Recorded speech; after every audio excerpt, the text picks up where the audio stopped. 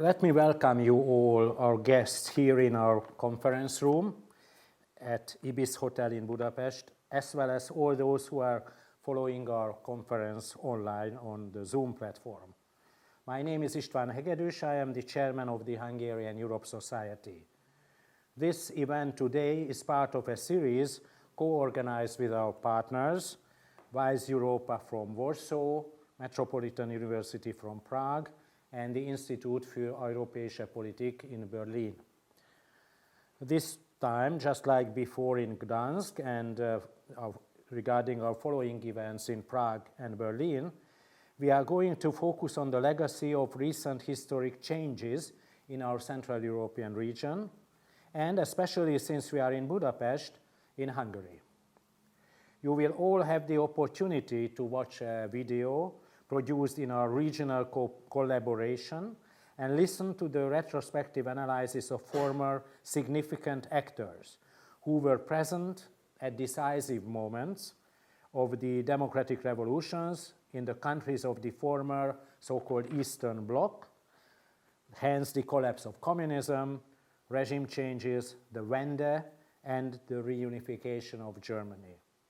Many of the speakers in this short movie also played an important role during the big enlargement of the European Union, or, from our perspective, the accession of the countries and the citizens from Central Europe to the community of democracies in Europe and beyond. We have included to the miraculous and unforgettable happenings of the years 1989 and 2004 also the memories and legacy of the Hungarian Revolution in 1956, which had tremendous global impact on history during the Cold War period.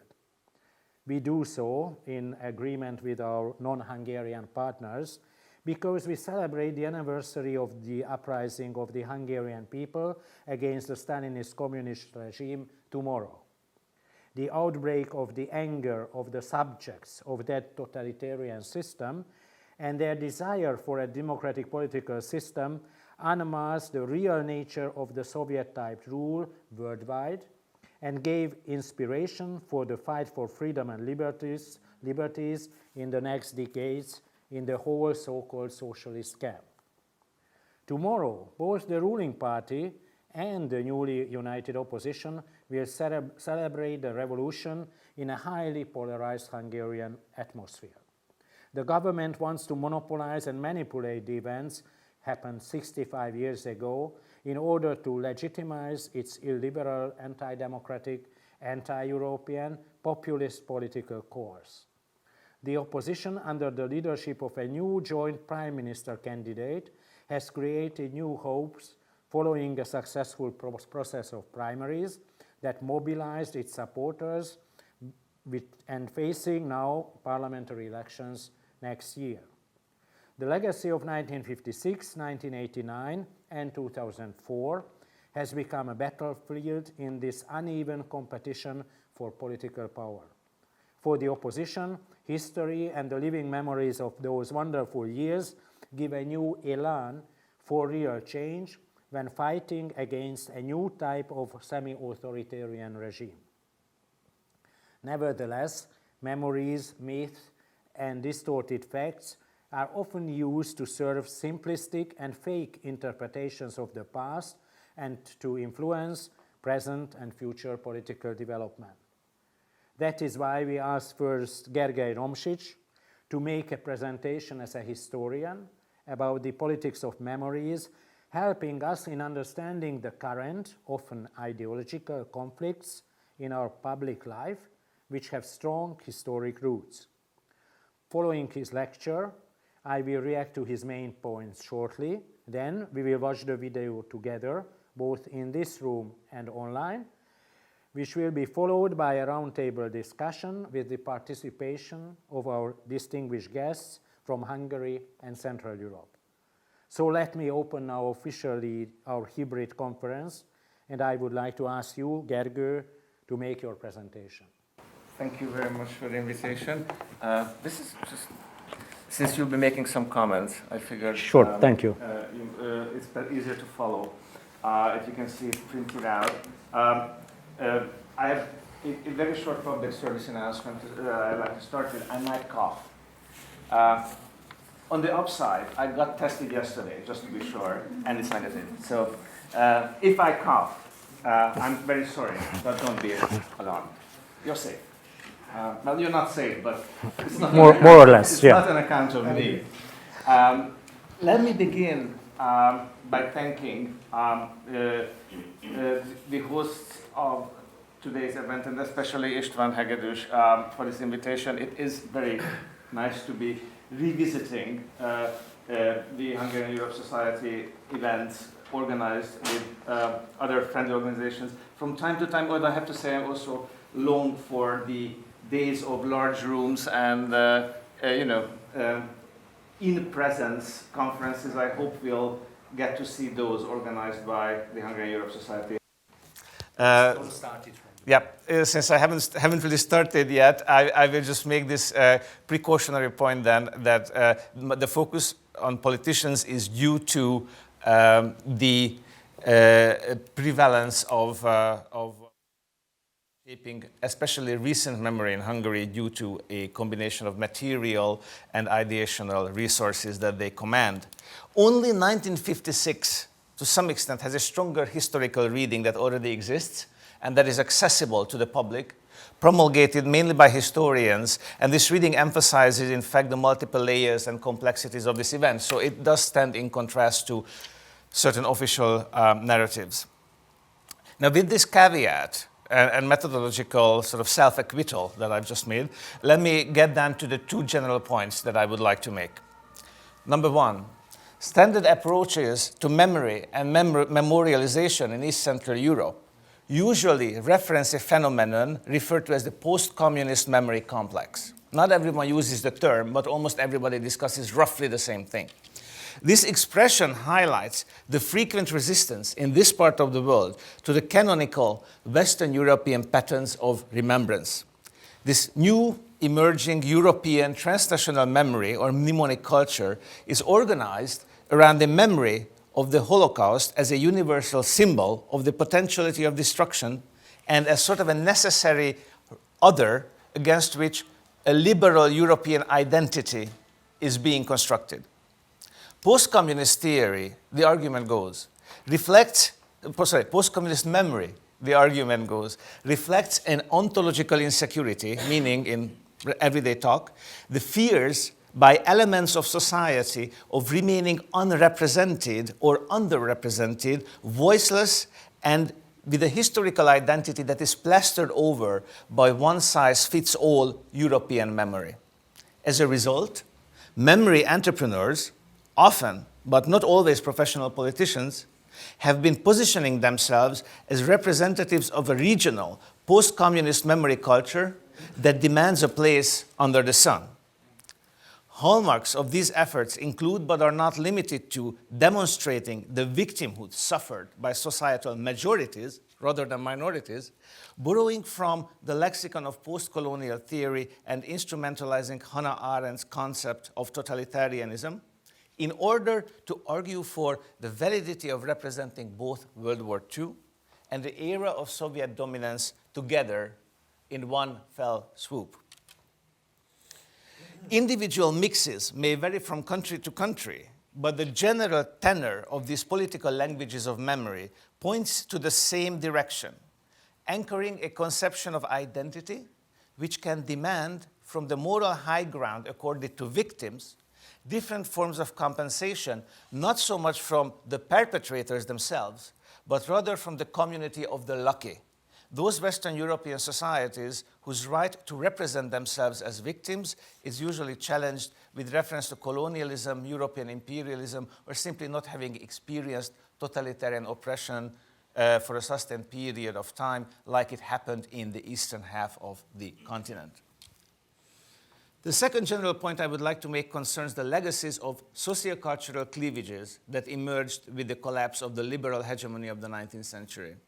With the emergence of the new right, a more radical, anti-parliamentarian variety ranging from neo-Catholic corporatism to militaristic movements calling for dictatorial leadership and the purification of society, and the emergence of the New Left, arguing for a redistribution of property or at least opportunity in society with or without recourse to violence.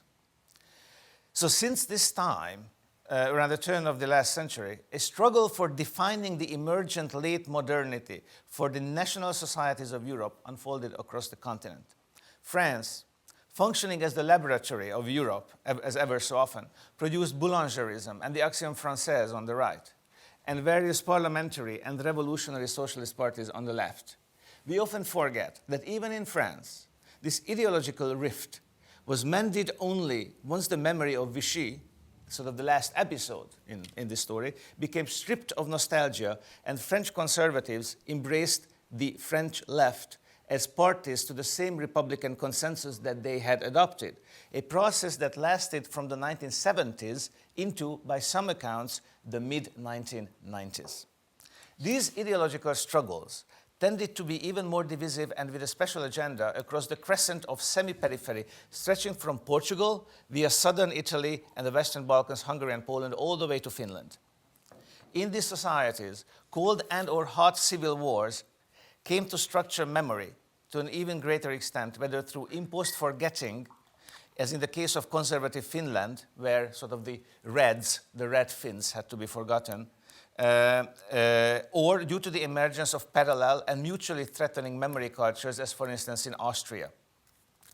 In Hungary, this rift was exacerbated by a special kind of diachronic civil war fought against civilian populations in 1919-1920 by the terror troops of the Hungarian Soviet and then the White National Army. Further burdened by the question of responsibility for the loss of, and this is specific to Hungary, for the loss of Great Hungary in the Great War, the political culture of Hungary was characterized, or became characterized, for the better part of the 20th century by the winners of always the last conflict, which persecuted socio-political elements deemed hostile to their rule. Due to the character and perhaps the size of post-Trianon Hungary, these conflicts were always appendages to international processes and shifts in the international balance of power. In this sense, it is true that the formal imperial masters of the many nationalities under the crown of Saint Stephen came to experience the impositions of greater imperialist forces themselves. I argue that these two characteristics of Hungarian history have a direct bearing on the dynamics of memory and memorialization today, and largely predefine the memory struggles, and in some cases the lack of struggle, concerning these three dates, 1956, 89, and 2004. They also help understand by a narrative of European homecoming, the kind of return to Europe that united liberals and conservatives for a brief period of time after 1990, even in Hungary, has not become widespread and even functional in the country. Let me briefly characterize each anniversary to make this point in greater detail. 1956, while tragic in its outcome, proved a very fortunate event for Hungarian mnemonic culture, or at least it should have. In 1956, as you will know, disenchanted workers, intellectuals, and other city dwellers, inspired by Polish events, as well as a faction of reform-minded communists, pushed events forward that unfolded parallel to each other and sort of united in a popular uprising against Soviet rule and the threat of the return of Stalinism. The uprising spread mainly to cities and towns, but villages also tended to support the revolutionaries, at least with food and other necessities. It is more or less a broad event, reaching across group boundaries within society. While, as is well known, the uprising, led by a coalition government, was put down by November 4, ongoing guerrilla fighting, worker resistance, and the subsequent reprisals helped cement its place in the collective memory of Hungarians as an event of exceptional importance.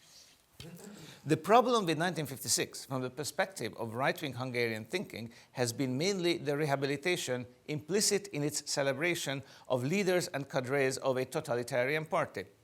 As a result, while always embraced by the right, it was incorporated into the conservative sovereigntist view of history in a highly selective fashion, canonizing almost exclusively the common folk who participated, whether anonymous or high profile, such as Peter Mansfeld, the 14-year-old fighter executed for armed sedition. The dynamic of memory became reconfigured so as to more or less blot out the reformed communists, many of whom continued as dissenters for decades after the revolution, while creating the mythotopos of the gamin of Budapest, the Budapest boy or street fighter, heavily modeled on the figure of Gavroche and serendipitously free of being tied to either Eastern or Western imperialism of any type. Without an explicit link to the creation of a new grassroots narrative featuring this gamin of Budapest, political actors have also largely adapted to the dualistic character of the anniversary. Since 2006, this has been exacerbated by the inscription into the memory of the revolution, a denial that left-wing elites may pursue patriotic goals as well. For those not familiar with recent Hungarian history, that year, so in 2006, anti-government mobilization by Fidesz reached its apogee and resulted in the most serious street violence in Hungary since the fall of communism. So 2006, in that sense, has very largely destroyed to some extent, existing potential of 1956 to operate as a, if not a homogeneous memory, at least a memory cohabited by the left and the right. This has caused 1956 to become a very overdetermined signifier without a clear message. It references anti-imperialism and sovereigntism for the dominant forces on the political right, embodied by the figure of the freedom fighter, while it chiefly references the desire for basic rights and liberty, as well as the European self-image of the nation for the majority of those who identify as being on the left. For a large part of society, at the same time, it is merely another symbol of cold civil war. This is an impression that gained considerable reinforcement in 2019, when the statue of Imre Nagy, the reformed communist and martyred prime minister of the revolution, previously a Stalinist minister of agriculture, personally responsible for systemic violence, was removed from its place near Parliament building so as to restore an interwar memorial to the victims of the Hungarian Soviet of 1919. So the message there, I think, is fairly clear. In this sense, 1956 has largely lost its self-identity, existing increasingly as an exchangeable receptacle for ideological representations of political selves. In 1989, in stark contrast to 1956, 1989, in stark contrast to 1956, represents the successful transformation of Hungary from a post-totalitarian autocracy into a democratic republic. For an extended period of time, in my opinion at least, 1989 did function as a fairly uncontroversial reminder of this transition, with the exception of fringe groups that either considered the transformation a defeat of their cause, communists, or believed that the real cleansing revolution had been successfully preempted by a transfer of power from communists to liberals, importantly, both groups being connected by their perceived Jewishness. So this is obviously done on the far right, as a sort of a conspiracy theory. But these were fringe opinions.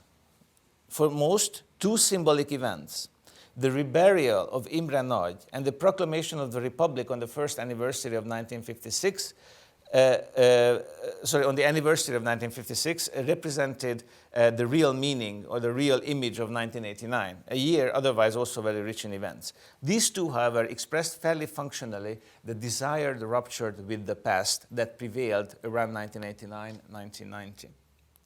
At the same time, if you sort of survey the 3 decades since, 1989 was not adopted as a genuine temporal place of memory. It overlapped with 1956, which was probably not fortunate, which literally blotted it out. Both of its main events, the reburial of Imre Nagy, evoked 1956, and then the Republic was proclaimed on the anniversary of the 56 revolution. Symbolically very useful, but so difficult for preserving an image of 1989. This was achieved all the easier, this blotting out, because for a considerable part of society, personal memory and experience during and after 1989 could hardly be harmonized with the official discourse of what was being celebrated, as memories of economic hardship associated with the post-transition recession waned and living standards rose. This relative insignificance for the broader public could have ceded its place, but the trend did not continue. So 1989 was stopped in its process of becoming canonical and disseminated in society as meaning something. This was largely due, again, to how political competition became inscribed into the memory text of 1989. The continuity theorem about 1989, meaning the conspiracy theory about the transfer of power, represents one of the clearest instances of the continuing influence of Hungary's 20th century Cold Civil War memory today. Where 1989 celebrated, this Civil War logic runs, the communists and liberals would not only be unmasked, but confirmed as genuine democrats with a claim to a place in national memory. So same thing as with 1956. There is this dilemma of the participation of reformed communists, commemorating it as a noble, but as at best half-successful venture due to compromises made with representatives of both old and new foreign, socialist, and liberal internationalist power networks, has been more or less the prevailing interpretation of 1989, except for two deliberately highlighted moments. One has been the opening of the Hungarian-Austrian border to German refugees from the east, an accomplishment of the Socialist Party then in power that was nevertheless instrumentalized as a lever in the often troubled Hungarian-German relationship throughout this past decade. The trope of border opening has also come to incorporate the pan-European picnic, largely portrayed as a Christian democratic undertaking, more or less orchestrated by Otto of Habsburg, that highlighted the European party affiliations of the government up until recently. The other, recently more important element removed from the otherwise ambiguous memory text of 1989 has been, of course, the speech made by Viktor Orbán in June 1989 at the reburial of Imre Nagy. Perhaps the single best-known speech of 1989 to begin with, and of undoubted influence, the canonization and even cult-like devotion to this speech goes back at least a decade, but has become more and more intensified in an attempt of developing an alternative narrative of 1989.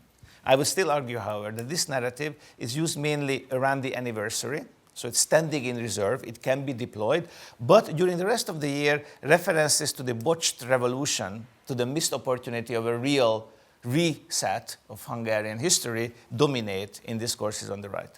Now, this is hardly balanced by any proposition by other political actors or committed social groups. Fairly undeveloped alternative stories about the return to Europe of Hungary and the other Eastern Bloc countries have survived from the 1990s, but these really only command identification from segments of society as a rhetorical instrument deployed against the Eurosceptic turn of the government parties.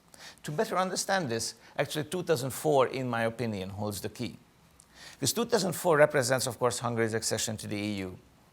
In interpreting this third symbolic historical moment in proper historical fashion, we have to move beyond the idea that accession support, and we've all read the surveys, has been astronomical in Hungary, society is pro-membership, hence the lack of festive commemoration represents a riddle for social scientists. This is something that has been frequently proposed in the past years.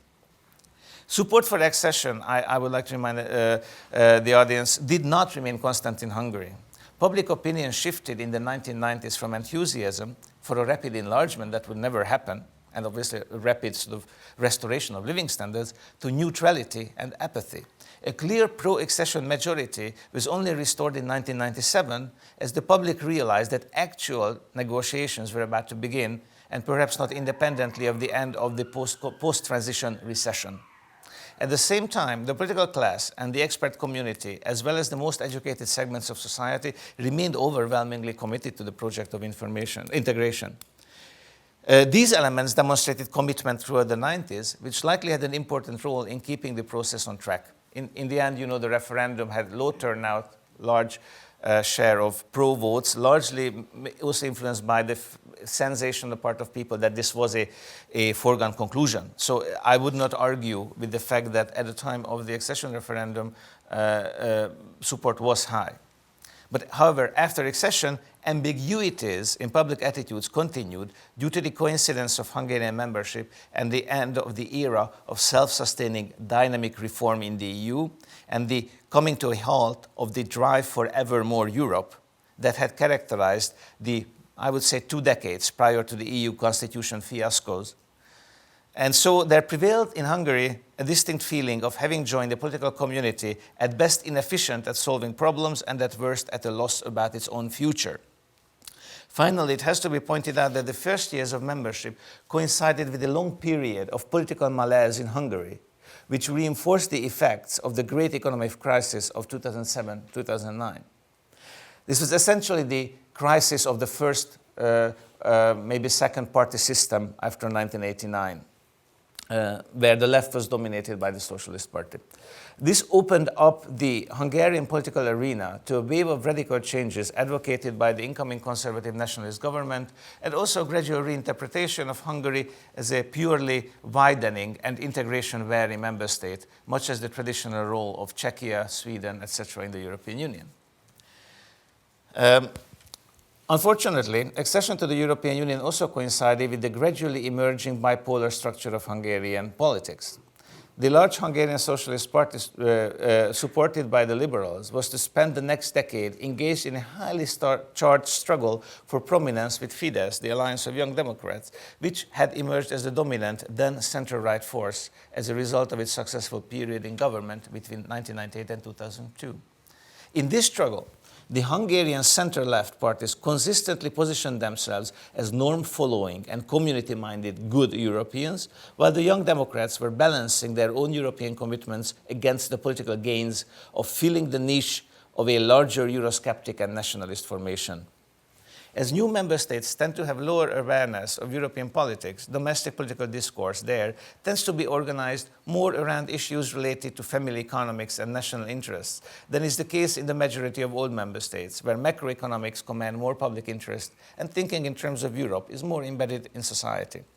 This contributed to and amplified the pre-existing unfortunate tendency in public discourse to view the EU accession as in fact gaining access to material resources rather than entering a complex system of coordinated policy optimization. As a result, the single most salient issue concerning membership remained the question of net transfers. Obviously, this has not contributed to any kind of productive memorialization of 2004 in Hungarian public memory. The only other efficient argument to define the meaning and importance of Hungarian membership prior to 2010 was the country's European identity.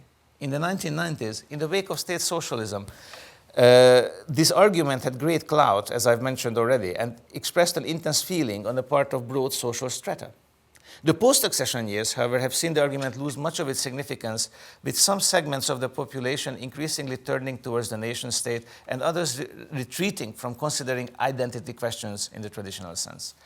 Overall, this turn of events has meant that merely being reminded that Hungary belongs to or has a mission in Europe affects few enthusiasts, largely intellectuals, and broader strata of society either would like to gain a better understanding of policy processes or have altogether given up on investing in forming an opinion about EU politics.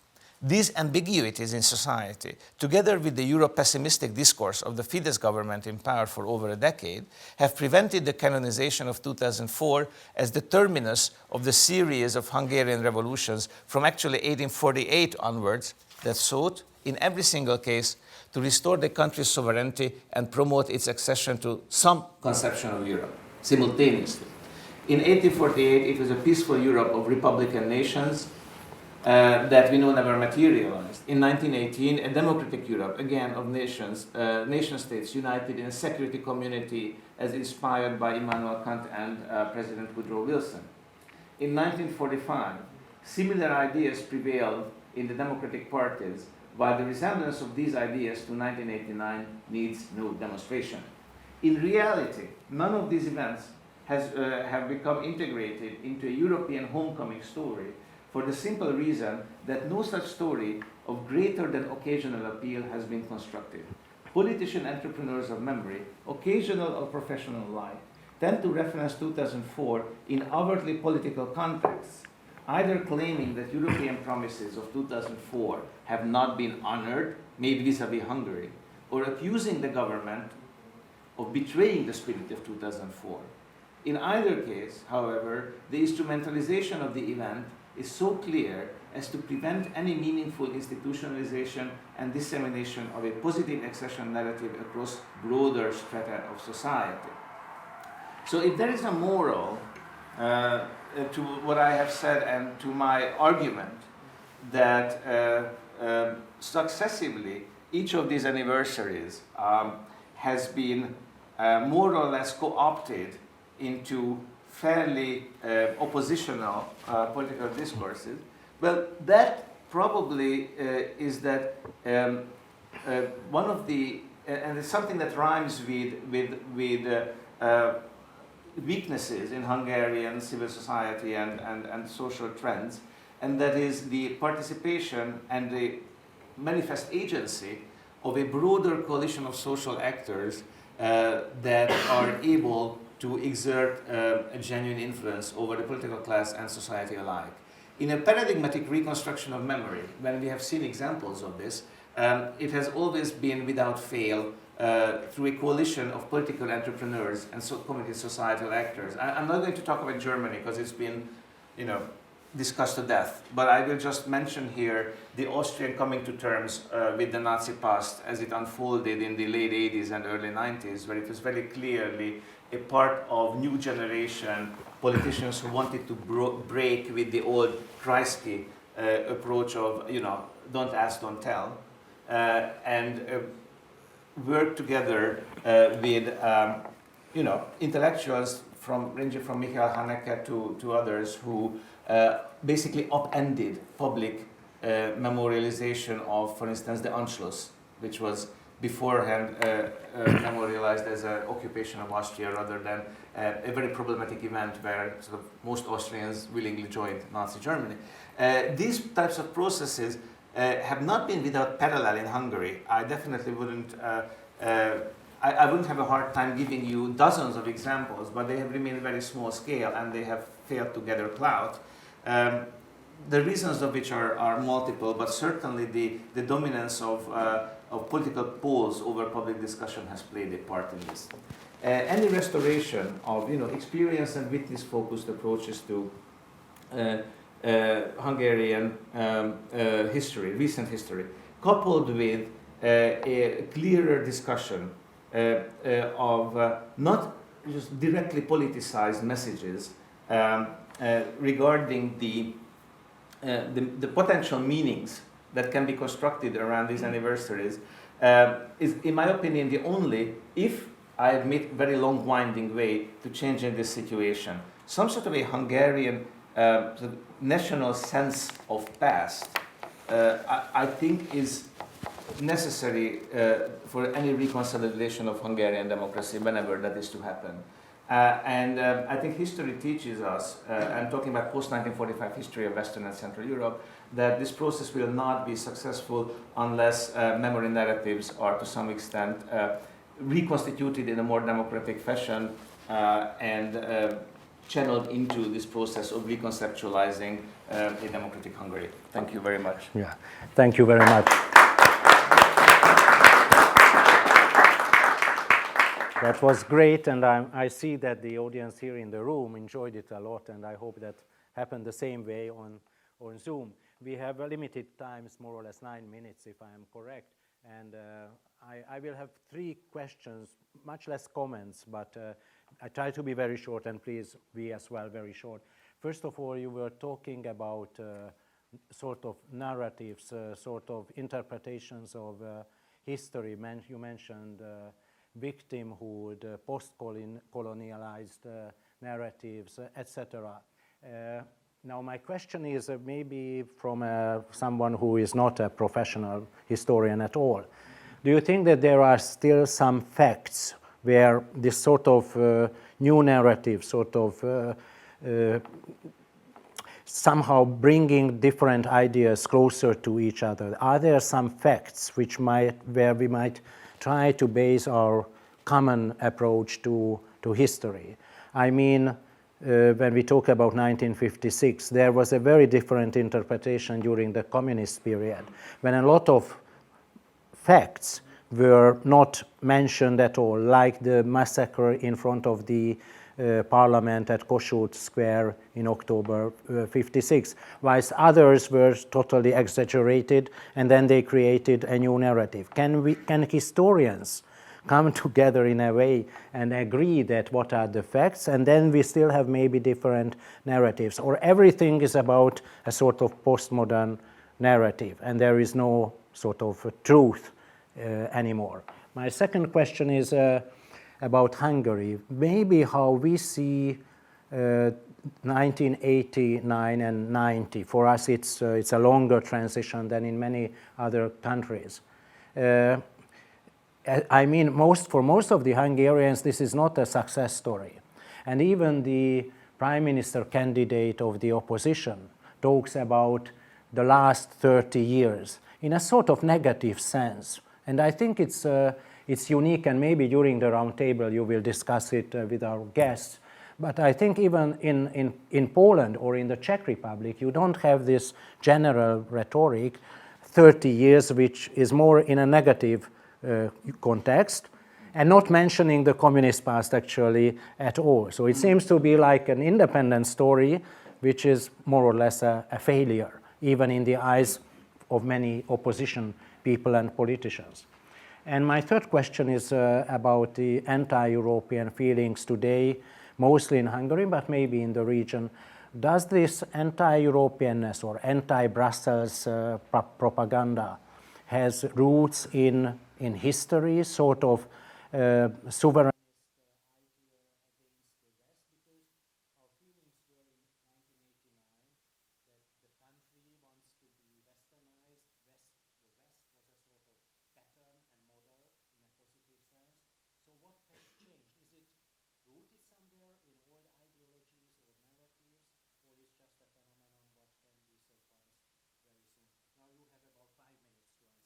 I have a way out. Good. I won't, but I will comment on them. Please. And escape thereby the need to actually try to answer them. I have a very strong opinion on sort of the roles of historians, and composed of two parts. One is the idea that what we do and sort of how we when we sort of in academic settings talk about history, our questions about history are very different, because rather than being teleological, so we don't try to discover where processes are leading, we try to discuss how processes came about. And so that language is fairly different and much less politicized, and actually fairly often even people who otherwise maybe hold fairly different views, and we know that from about each other, that's not a problem, have a way of discussing it. So professional historical discourse is, I'm not saying alive and well, but it exists, and it's fairly detached from public. It's also very boring, mind you, but more relevant is the other things about the work of historians. I very much subscribe to the idea of Jacques Le Goff, a French historian of the Annales School, who argued that the professional academic history is basically the production of critical narratives, distancing critical narratives about the past for society. And that's what we do. We de-hero. So, I mean, heroic mode is not something that academic historiography knows or does. Now, what happens with the history that has been ravaged by historians and where everything has been demonstrated to have been, basically like a political satire. If you know Armando Iannucci, that's who does all those political satires, The Death of Stalin, most recently, and then before that, The Thick of It, and The Veep in the US. That's all one guy. That's what I like to think about what historians do. We show the petty, the contingent, the unforeseen in politics, and that those radical stories of demythologization do just that, and then we stop there. The rest is society, and that the historian's work is negative in that sense. It doesn't mean that the constructions of the past are not necessarily for the functioning of society. It is. It's just not historians who are tasked with that. Or in some countries, for instance in Germany, there is a special class of historians, public historians, whose original research is very limited, and that's fine. But they do TV series, they write popular books, etc. In Hungary, smaller market is a bit confounded. So I agree very much about the need to work there. And yes, of course, when historians look at victimhood discourses, especially, we can't really do much with it. From where we look at Hungarian history, Majorities tend to do violence against minorities. It's the most recurring pattern in history. Sometimes minorities do violence against majorities as well, but less frequently. And so in that sense, depending on how we look at Hungarian history, you can be the perpetrator or the recipient. Certainly, there are instances when a sort of imperial framework of interpretation makes sense. When you talk about Soviet domination, of course it does, but it also makes sense applied to the Hungarian majority when you're discussing post-1867 Hungary up to the First World War, when sort of the Hungarian elites exercise an imperial role themselves. Two more minutes, please. And then about 1989, 1990, I can only agree with you, so I won't belong there. That's what I feel like when you have sort of gut level social experience of sinking living standards, it doesn't help memorialization. And B, of course, you're very right that they're sort of in the trend to be catch-all. And this is something that parties or party coalition in Hungary are desperately trying to be catch-all parties. One of this means capturing the disenchanted voter, and the disenchanted voter supposedly is best captured, I don't know, but supposedly politicians think that way, if their disenchantment with the past 20 years is translated into historical narrative. Yeah, that's what it is, and it has nothing to do, obviously, with historical interpretation, but I agree with you very much. And sort of with any kind of Euroscepticism, critiques of Westernization, I don't think I have an answer. I can only say that one of the things that happens very often in discussions, at least in Hungary, is that certain elite attitudes are taken to be representative of the whole society. So I don't think that broad Hungarian society feels very strongly about intellectual debates of the 1930s about a proper Hungarian Sonderweg, an alternative Hungarian ethnic modernity versus a cosmopolitan pattern of development. I honestly don't think that vast millions of Hungarian voters are animated by this. 200,000 intellectuals, I'm sure they are. So I don't know what the other 8.5 million or 9 million Hungarians are animated by. You need someone to do proper historical surveys, the kind that Mária Vásárhelyi and and some others were doing between 2000 and 2010, the golden age of Hungarian historical surveying. I have no idea what has happened in the past 10 years, and I say that every time I have a chance, that we miss the old surveys that were conducted up until about 2010 very regularly and conscientiously, and have been largely disappearing since. Thank you. Actually, what we are trying to do is today is also influencing the public and everybody who is here and watching our Zoom to remember a little bit in a more positive sense what happened 30 years ago, 65 years ago, and including our accession to the European Union. Now, we will have the video, a short movie, as I mentioned to you. So I think we can just start it right now, and then we will continue with the roundtable discussion. So please go ahead with the Zoom video. We will see it also here in the room. Gdansk is known both for its magnificent architecture and its canals, which reflect the richness of Central Europe's cultural heritage. A powerful commercial hub in the past, Gdansk has also played a significant role in the turbulent history of the 20th century. Here began the Second World War, but the city also had a key role to play in the fall of communism. The shipyards in Gdansk have emerged as a symbolic location concerning the 1980s democratic movements which swept across Central Europe.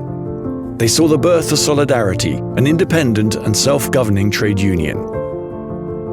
However, the Gdansk shipyards are not the only symbols of the revolution of 1989. Other locations across Central Europe also played a significant part in the Autumn of Nations. Indeed, the same may be said for Wenceslas Square in Prague, the Hungarian-Austrian border, or the Berlin Wall. In 1989, civic movements developed throughout Central Europe and led to both political and economic transitions, which allowed the future integration of the region into the European Union.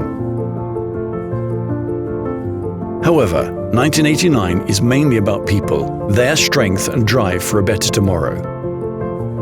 Some of the witnesses and active participants of that time give us a glimpse of what it was like in 1989, how these changes led to the enlargement of the European Union in 2004, and how it influences today's Europe and the world.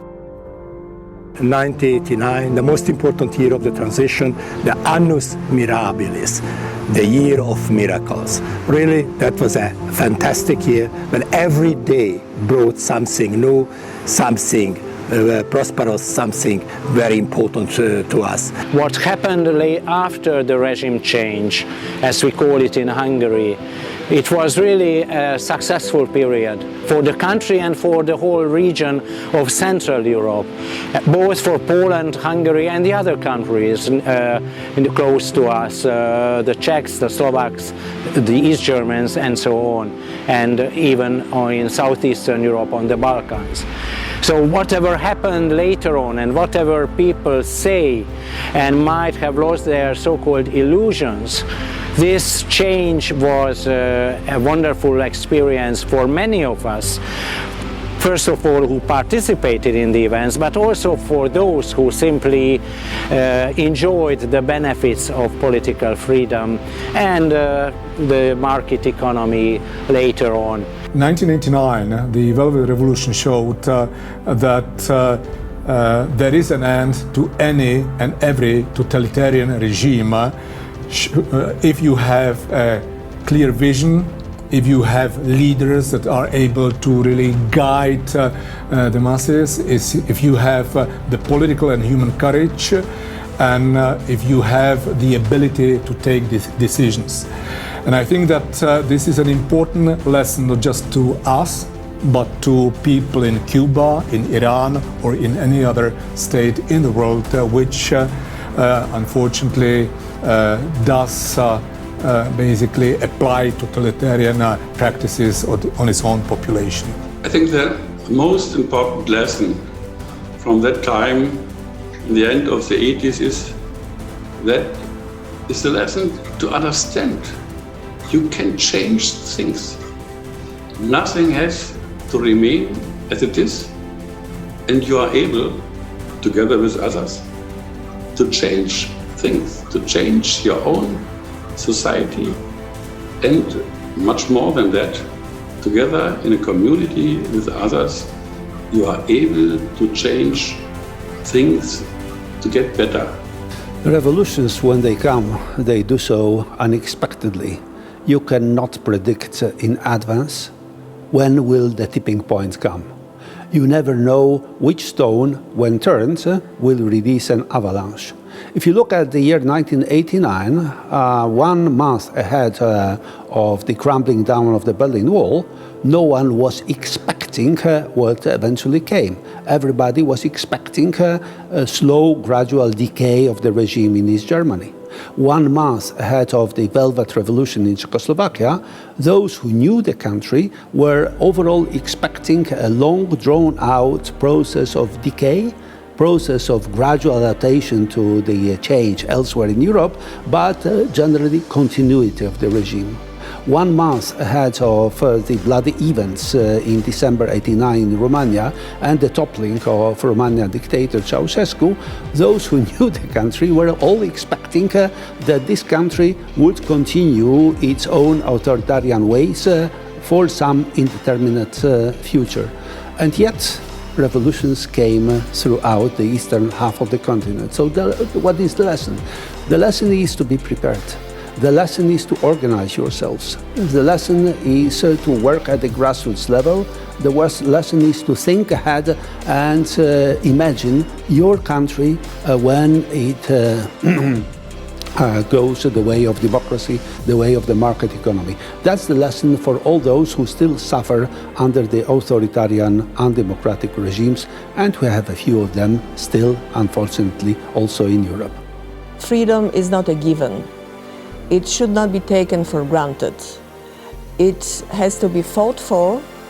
It comes at a price, sometimes a great personal price, and we should not assume it is there to stay forever without us as citizens, as people doing nothing, enjoying our lives and just sitting and watching the world. It has to be watched.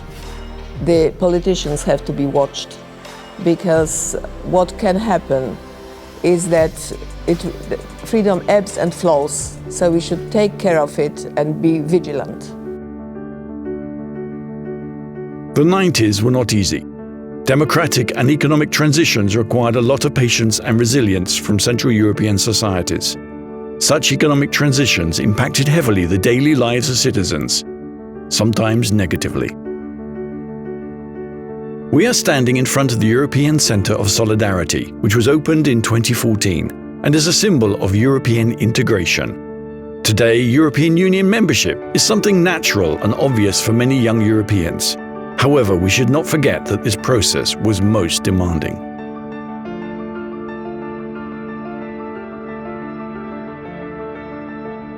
Without doubt, the reunification of Germany in 1990 and the commitment of Germany to the European integration of Central Europe facilitated considerably the accession process for the region.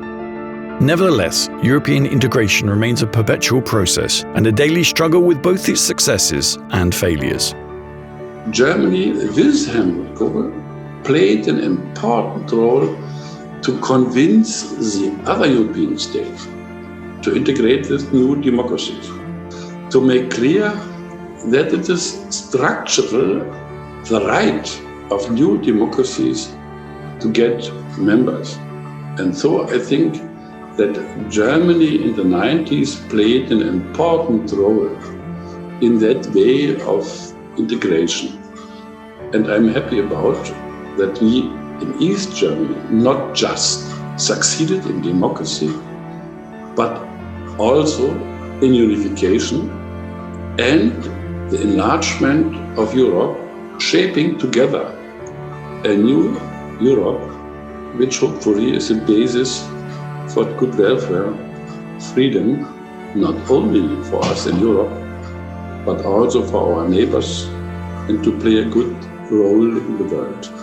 European Union was for me always a value community. It's not about the money and not about the financial advantages and financial benefits. For me, it's much more about values, norms and standards. I think that probably the key success for Europe's enlargement in 2004 is that we at Poland felt that we are coming back to where we belonged, but for political reasons, for reasons of Europe being divided into between two political blocs, we could not enjoy. Well, the enlargement of 2004 brought an unprecedented acceleration of economic growth, catching up of the eastern part of the continent with Western Europe, rise in living standards, and the overall increase of well-being in those countries. I think that this is the key success. Of course, it didn't come without cost. And of course, some of the economies in our region suffered greatly from the 2008-2009 financial crisis. Nonetheless, if you look at the situation of today and compare it with the situation of 2004, you see that everybody got success. Everybody was able to catch up with the most affluent economies of the western part of the continent. I would regard this as the key success, therefore. And I think that the biggest success is that even though it is not 100%, that a large part of us, and especially the young people, have understood that and are a part of it, and are able, unlike some of other generations, mine and older ones, in fact, to be really very much not just integrated but involved. And I think that it's not about what is the biggest success of enlargement 2004. We can say yes, bringing stability, security, safety, enlarging internal market, investment, and so on. The biggest issue is what will be the success, what is yet ahead of us, and the ability to in fact identify that and work on it together and make it happen.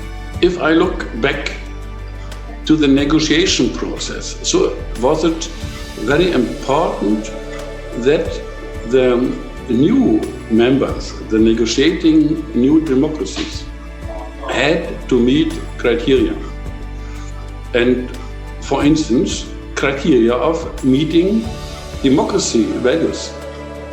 And this was a strong criteria even towards minorities, to give minorities rights. Democracy is not just the imperial majority. Minority in a democracy have rights. And many had to understand it. But we failed to understand that European Union should establish mechanism to make strong these criteria, not just for candidates, but also for members. I have got some disappointment and some astonishment, because I firmly believed in that European Union can keep Hungary on the right track related rule of law, democracy and human rights. Unfortunately, it did not come true. Many of us still believe that a united Europe is the only future for all of us, and Hungary and Poland and many other Central European countries can only find their place inside the European Union. So we are fighting continuously for a united Europe when all the member states are equal, but we also have supranational institutions of a united European structure, and we believe that this is the way out. The Europe we have been negotiating was Europe which over the years we didn't realize that it should have had more human face as transformed into the Polish legislation and Polish social practice. The failure of European thinking, or of at least what we took for European thinking in Poland, was too much space being given to the idea that you either swim or sink. And there were people who felt that they were left to fend for themselves too much by the state based on so-called European ideas of free competition.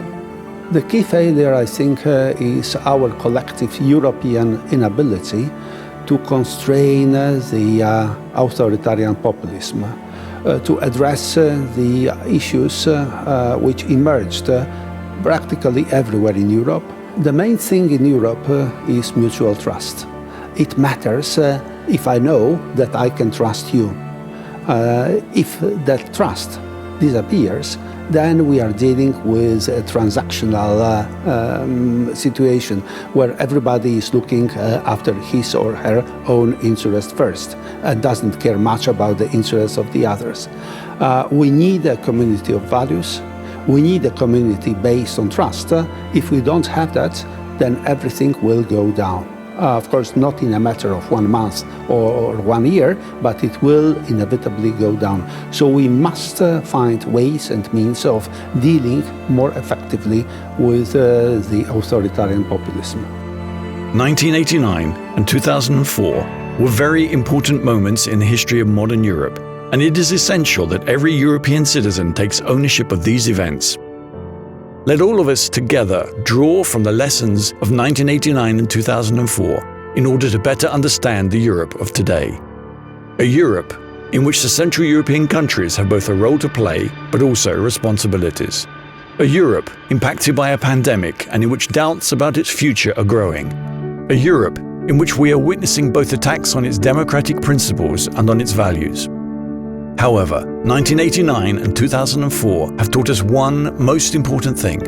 If the citizens of a common Europe are willing to fight for their freedom and cooperate, we can guarantee that the Union will prevail.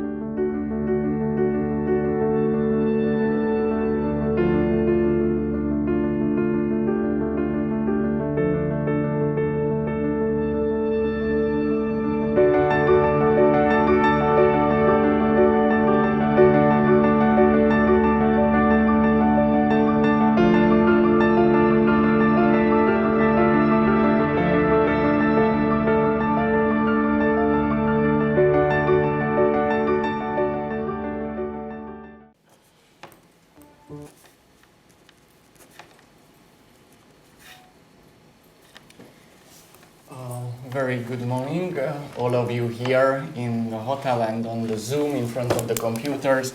My name is Rákóczi. I'm one of the vice chairperson of the Hungarian Europe Society, and I will be the moderator of our panel discussion.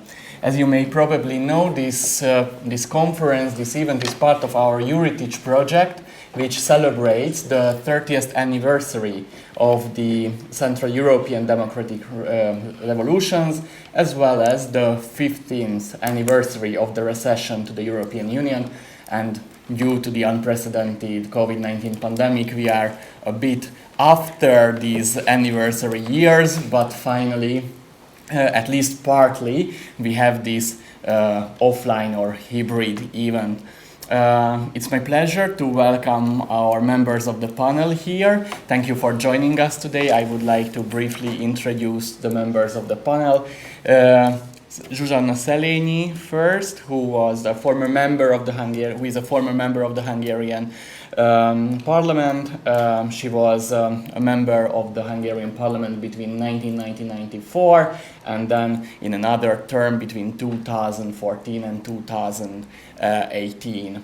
And the gentleman, Adam Balcer, who is a senior fellow of the Vice Europa from Warsaw. Next to him, István Szentiványi, also former member of the Hungarian Parliament between 1990 and 2004. And finally, Ladislav Csabada, who is the Vice Rector for Research and Creative Work of our Czech partner, the Metropolitan University from Prague. So we have quite a diverse, however, Central European panel here. During the next more or less 75 minutes, we have 3 or 4 rounds of questions. But before that, first I would like to ask you to react to the video, what we've shown and what we've seen together. And if you don't mind, first I would like to ask István Szentiványi to react, because he was also a participant of our video project. So I would like to ask all of you to react. And first, what is your general opinion about this video?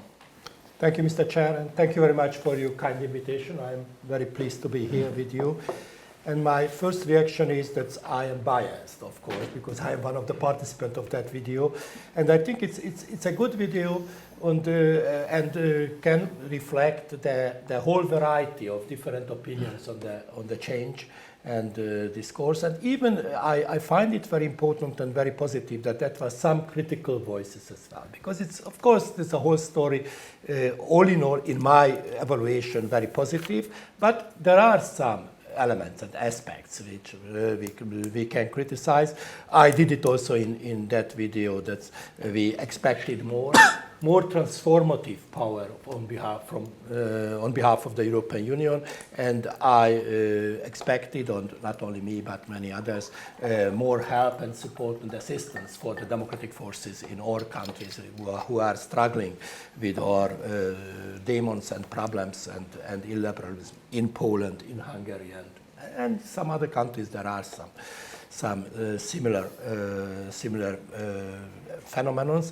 Therefore, all in all, I think it's a good, condensed, concise picture on the situation. But of course, we can go into details in the discussion. Thank you.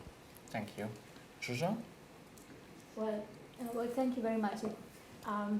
When I was invited to this talk by István several weeks ago, I was really wondering, what the hell are we going to speak about? I mean, there's no anniversary at this time. It's not 30 years, it's not 25 years, it's nothing in Hungary specifically. While we will celebrate 1956 tomorrow, but I'm not so much the daughter of 56, but 89. So what can I do with this? And well, it was really challenging. Like 2 years ago, I was speaking all the time about 89, but what can I do now? And then I was thinking about this. I realized that we are not celebrating 89 in this country. We do not have a proper anniversary of the revolution. Is it a revolution at all? It is a big question from Hungarian perspective. A revolution is bloody, violent, dramatic. This all we did not have in Hungary, and most of us, even though there were certain events around, drama was only in Germany, in Berlin, with a real drama where human people were so much touched by the story. I spent a lot of time in Germany in the last 2 years, and I've heard so many stories how people really felt because they could meet their loved family members, and this was a drama for many of them. And they do celebrate, right? The Germans are the only one out of us, but you can comment on Polish and Czech perspective, who really celebrate this every year at high level. They also have a number of monuments in Berlin. The whole Berlin story is about the reunification. It's all about the wall. It's apps for young people to learn how to walk around the wall. Checkpoint Charlie is a fun place. Everyone visits that.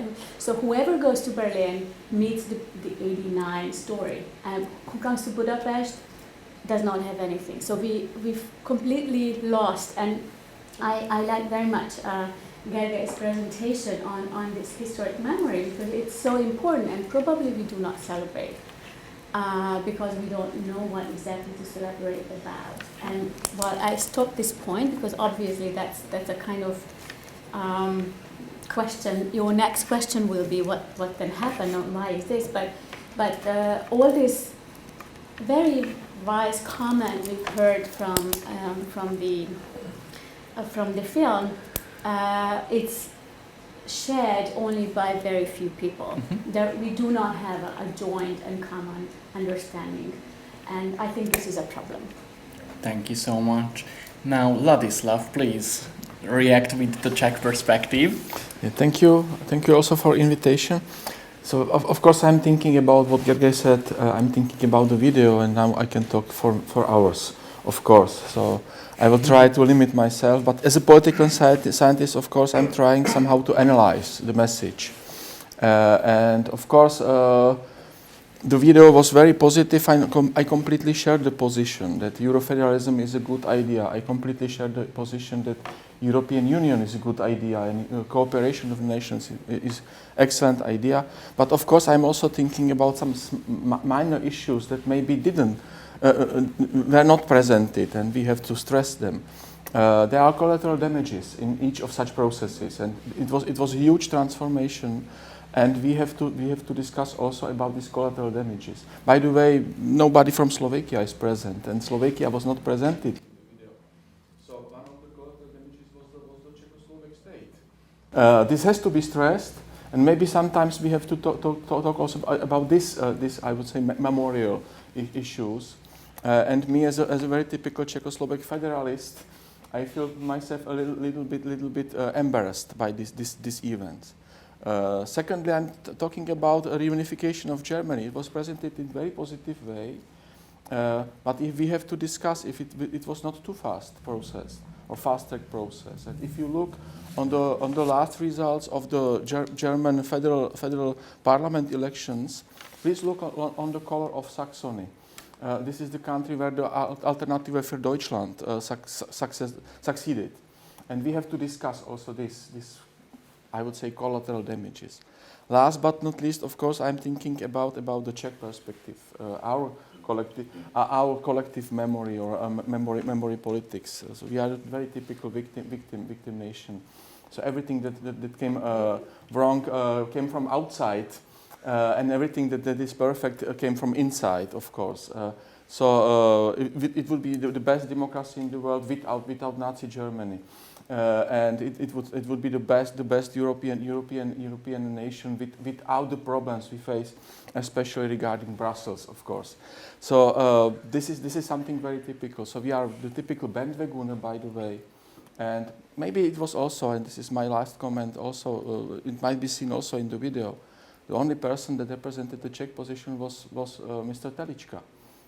And if you look into his individual CV, this is about the Czech identity, and this is about the Czech development. The graduate from Moscow, from the Institute of International Relations in Moscow, Very pragmatic politician. By the way, he was elected to the European Parliament for the Babiš movement. And now he is, of course, creating the cordon sanitaire against Andrej Babiš. So I would say very typical Czech story that is inside of the video. And I liked it, but this needs some comments. Of course, the video is very short. So these are my first feelings and of course, opinions. But I really hope to develop some ideas later. Thank you. And finally, Adam, who is also an internal person of our team, so also as a representative of the Heritage project, can react the comments. Yeah, thanks. Of course, thank you very much for hosting me here. And again, for me, the situation is a little bit tricky and difficult, challenging, because of course, I'm wearing, by the way, several hats because I'm representing WISE, which is the leader of the project. That's a Polish private think tank based in Warsaw, but at the same time we have on board the city of Gdańsk, where we met a few weeks ago, and also we cooperate, and I'm program director at the College of Eastern Europe. But don't be afraid, I'm not going to have some kind of schizophrenic approach, because there is no contradiction, there is rather overlapping. And here, of course, I have a problem because I can say, okay, I enjoyed the movie, but I'm a little bit in a similar position like István, that I was involved to a large degree. For example, I cooperated with a director in writing a scenario. Of course, it's a short movie. We can say that it's generally positive. It's a little bit like popularization of history and with a generally positive message. I'm not going to deny that.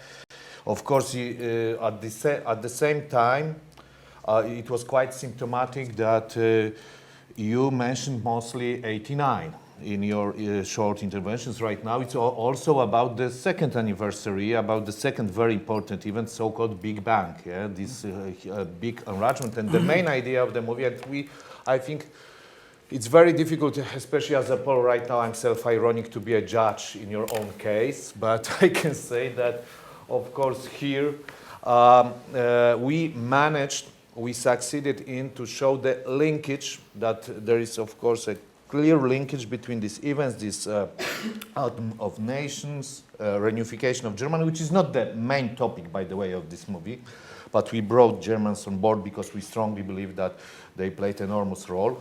And, of course, the further transition, democratization, modernization, Europeanization, and finally the accession to the European Union.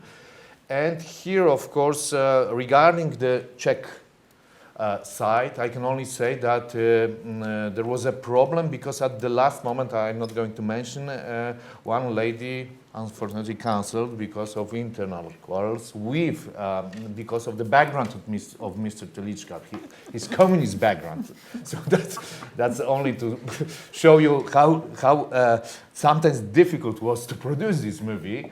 And of course, I gave really a lot of autonomy to our partners, and I told our Czech partners that, of course, you are bold, you are crucial for us. If you want, you can invite someone from Slovakia. But definitely, from the very beginning, the idea was that we have partners from Czechia, Hungary, and Germany, respectively. And of course, we could have included Slovaks, but I think that the idea was to focus on our countries. That's why we don't have Slovaks, but I left this decision to our Czech partners. But still, we can regret that we don't have them on board. So that's my position. Thank you so much. And now we have quite a challenge because during the rest of the time, we are trying to evaluate the last 30 or 32 years, the history of the last 3 decades in Central and Eastern Europe. So my first question is related to the regime change, the transition. So although the regime change and the transition was a successful story, but it brought social and economic shock for a lot of people and a lot of difficulties for a tremendous amount of people. What could have been done better or in another way?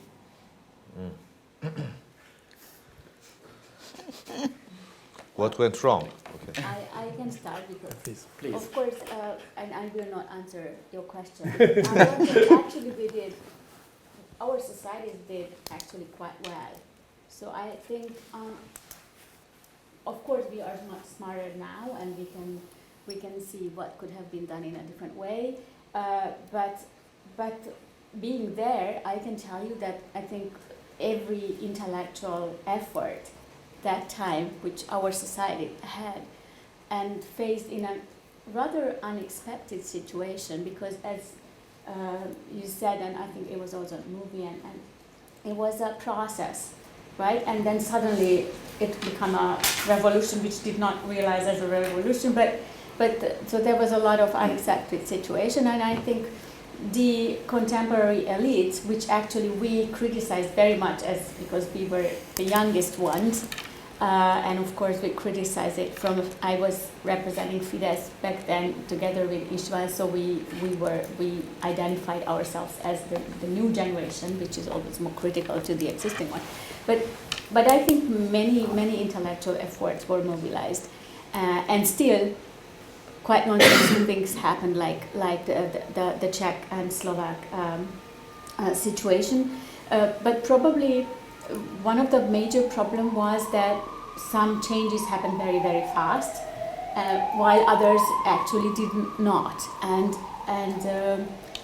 economic changes and the institutional changes were the first, and there were very obvious models, the liberal democratic European model, which was there present, so there was something to turn to, while of course the society, the mentality, the organized nature of civil society was just not ready, and probably still not completely ready.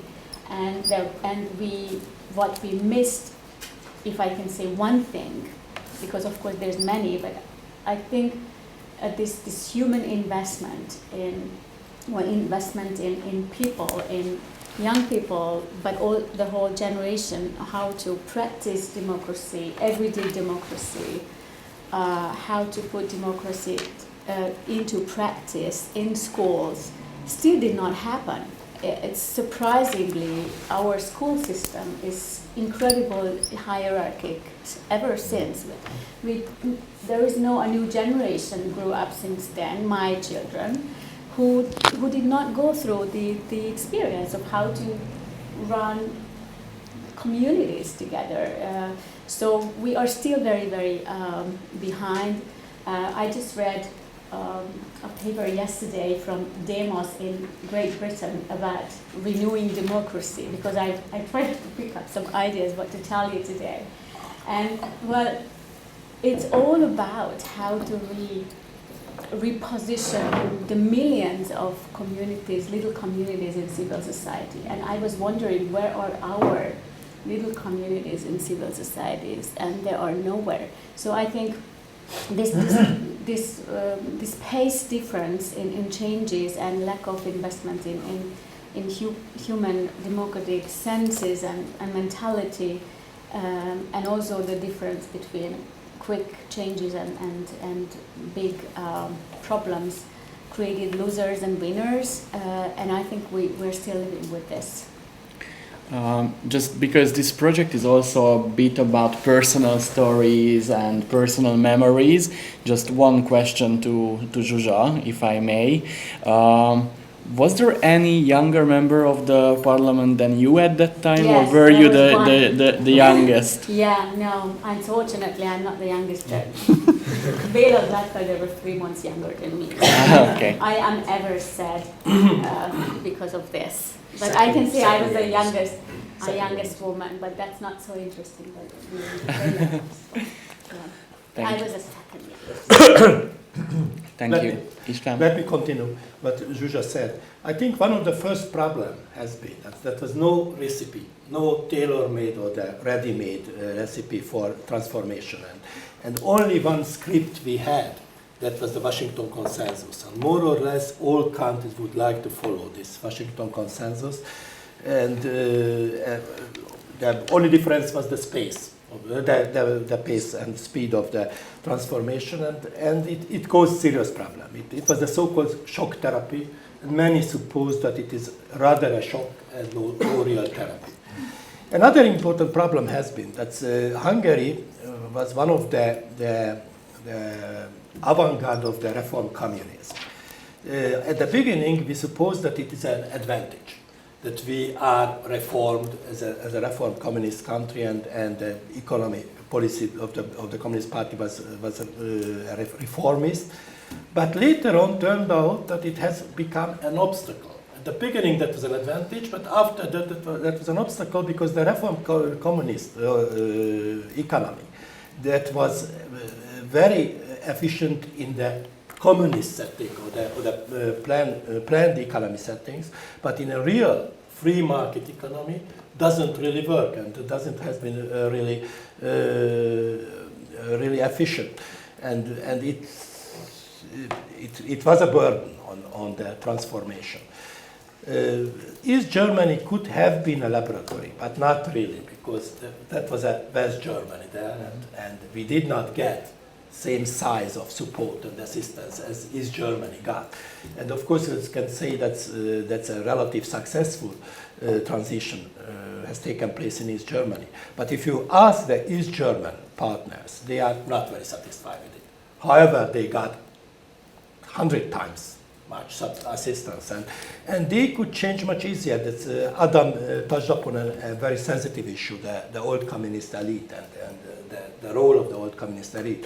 In East Germany, it was an easier case because almost all leading communists has been replaced by some West Germans who has been sent there and delegated to the different leading positions, the judges, the police, chief police, and all the others. We don't have the opportunity to do that. I know in Czech Republic that was a lustration, and that is some sort of treatment of this serious problem, but in Hungary it's not possible. And you know that the Hungarian revolution or transition based basically on a compromise between the reform communist elite and the opposition, democratic opposition. It has many benefits and advantages. That's, for instance, that was a peaceful and smooth transition on the one hand. On the other hand, of course, that's the post-communist elite has been there and could preserve their position and so on. And it caused also some disappointment and astonishment among the people. And then, of course, that was the overstated expectations. Many suppose that the model country was Austria for Hungarians. Many looked at Austria, that Austria is a model, and they suppose that if we get rid of communism, Hungary will become overnight a new Austria, or an Austria 20 years behind the present-day Austria. It was not true, of course not, and that was a very bitter astonishment that Hungary has not come closer to Austria, even the opposite. In the first few years, the difference was bigger than now. It's a very small catching up period, but in the first period in the transition, that was almost in the first 2 years, almost 1.5 or 2 million jobs lost. High unemployment, which was completely unknown for the communist time, because it was from cradle to the graveyard to communism and so-called full employment policy. Therefore, understandable that there is some general astonishment. That was my colleague Ivan Pető. He has got a very good bonmot on that period. He told that Ivan Pető, that was a parliamentary leader of and later on also president of the Alliance of Free Democrats, the Liberal Party, and he said that the people wanted to have a welfare socialism without bloody communists. And in the end, they have got a very brutal capitalism running by bloody communists. And that was really a big astonishment for many people. They did not want to have it. Of course, it's some sort of exaggeration.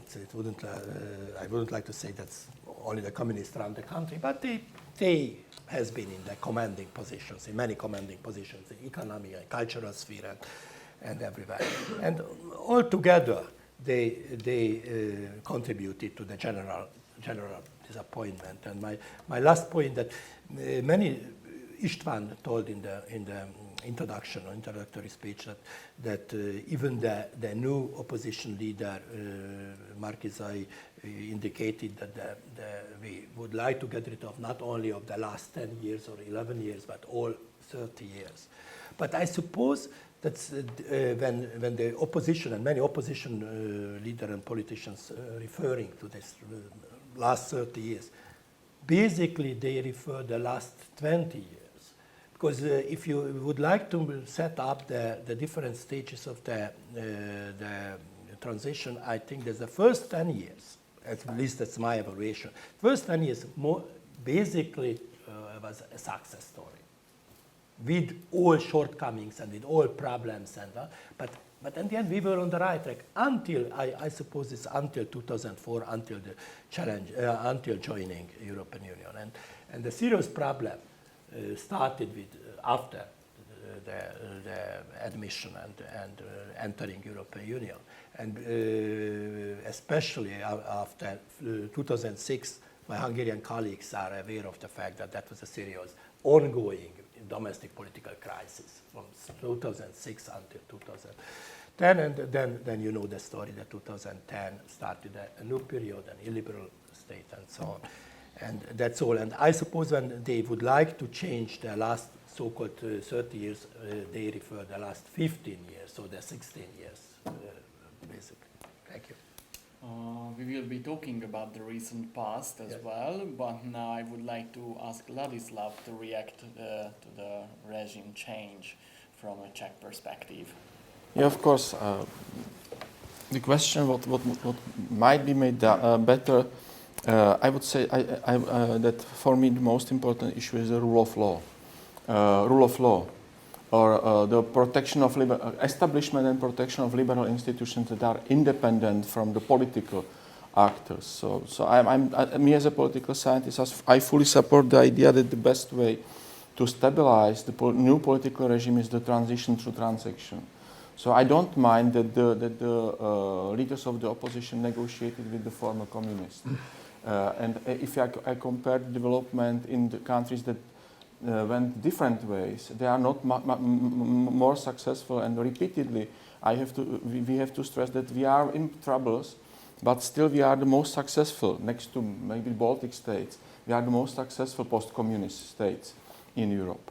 Indeed, I would say that if you look on the economic development, you could observe very different strategies. From the shock therapy, the Thatcherian strategy in Czech Republic, to the Slovenian graduation marketization, but the results are the same. So I would say that there are very important legacies.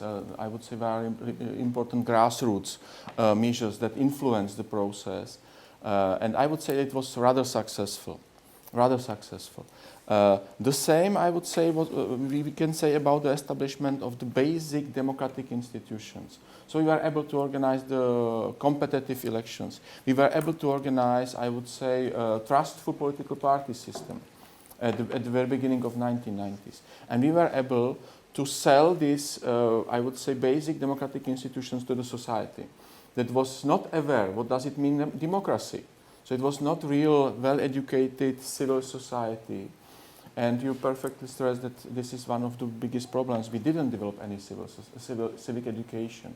Maybe because there was something like civic education during the communist period, and we hated the term, and we were not able to reflect that we definitely need to educate all generations regarding the,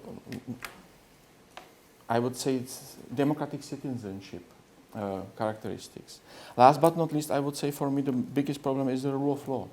So I would say that in all the countries we are talking about, we could observe the preference on the economic transformation and the lack of the rule of law support or rule of law system support.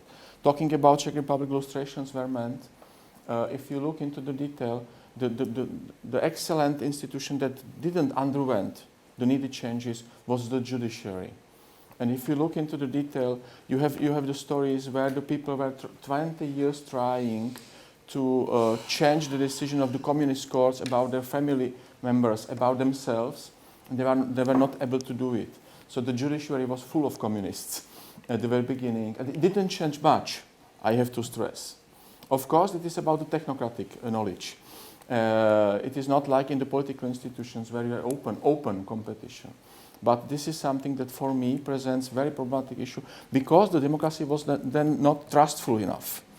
And I would say that the stress of an important part of the populations was strongly related not with the economic troubles, but I would say with injustice they felt.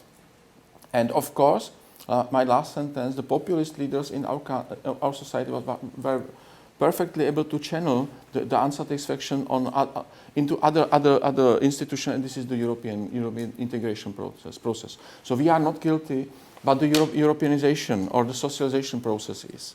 And I would say that this is very troublesome development, and I really hope that with continuous change, we are now in the situation when we are discussing if the generation being about 50 will for the first time win the elections in Czech Republic, and we did. Maybe, let's see the presidential elections, but I would say we need a complete change in all institutions, in all liberal order institutions, and the judiciary for me seems to be the most problematic issue I observe, not only talking about Czech Republic. Thank you. And finally, Adam from Poland.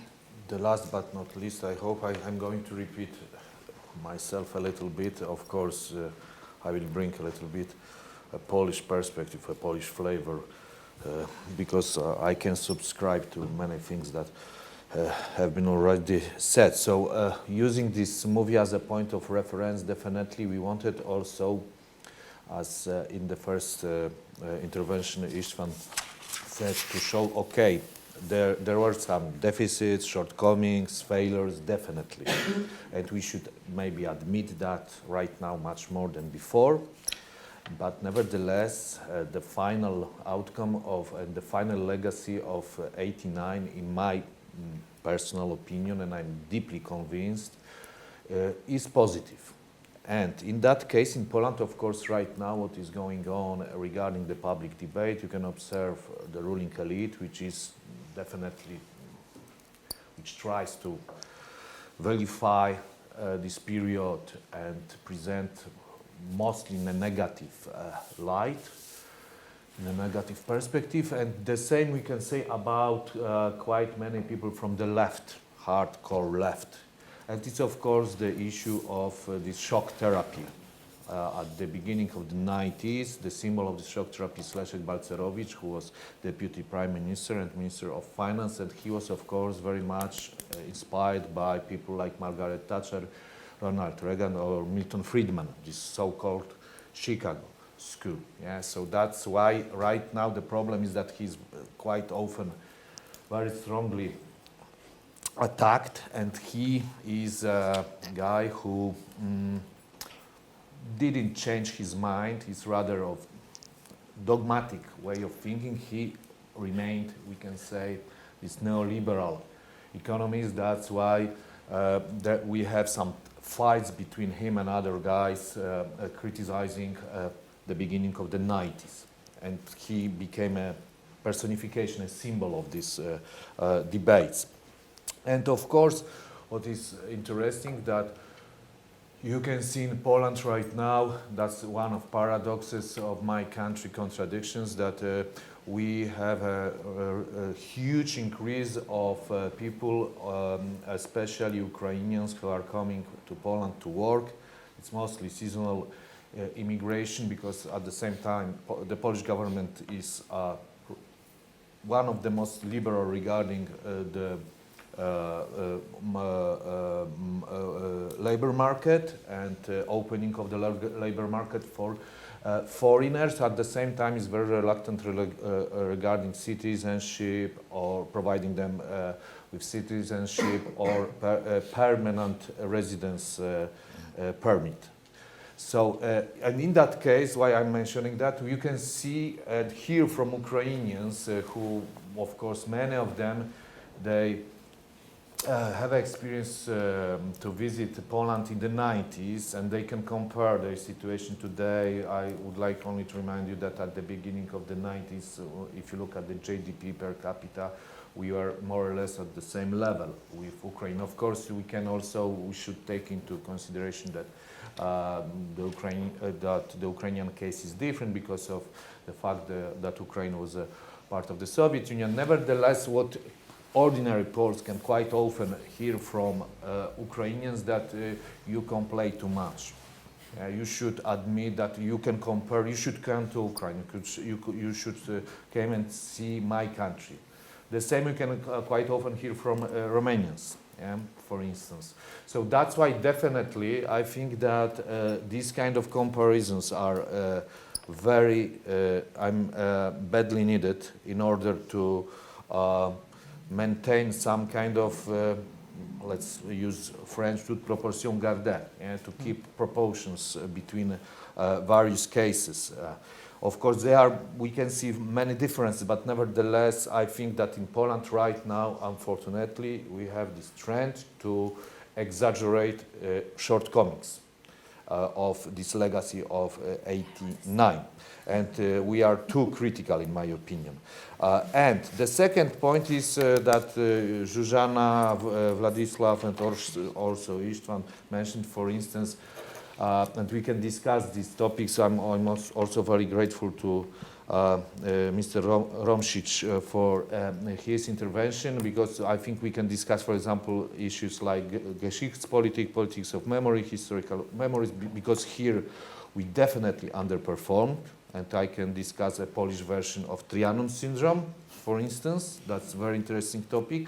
So identity, historical memories, here I see many failures, and of course here education matters a lot, and definitely rule of law and attitude towards the EU, the knowledge about the EU, awareness what is EU, which of course in this case civic education is crucial. Just to provide you with one statistical, it's not maybe statistical, sociological data, which is very symptomatic, and which is related to the current situation, but also to this issue of rule of law and the European Union. I also work as national researcher for the European Council on Foreign Relations, ECFR, Soroso is, yeah, I'm joking right now. And of course, we conduct quite many opinion polls in the EU member states. And last year, the ECFR conducted opinion poll in Poland, and many questions have very comprehensive research, and people were asked, for instance, what do you think about the primacy of the EU law over the national law? Do you think that always there is a primacy, only sometimes, or never? And what should be in your opinion, the situation, and what is the situation, and so on? So generally, slightly more than 10% subscribe to the opinion that we have always the primacy of European law over the national law. And almost 40% responded that I would like to have always the primacy of national law, and rest of them that they prefer, generally they prefer that only sometimes there is primacy of European law over the national law. So that's the issue of some kind of, unfortunately, let's put it in a very delicate way, a lack of knowledge about what the EU is in fact. So, and I will stop here. I'm very happy that you have finished your sentence with the EU and the knowledge and the sentiments towards the EU and the EU institutions, because during the second round I would like to ask you about the European Union and the EU enlargement in 2004, that how do you evaluate the EU enlargement from a Central European perspective, and just referring back to István's example, that Austria is the role model, Austria is the model country. I remember that in 2004 I was 16 years old, and I've heard many times that Austria is the role model, Austria is almost here, so just a few more years and Hungary will be even better than Austria. To be honest, I'm still waiting for it. So recently, so that we will be better in a couple of years.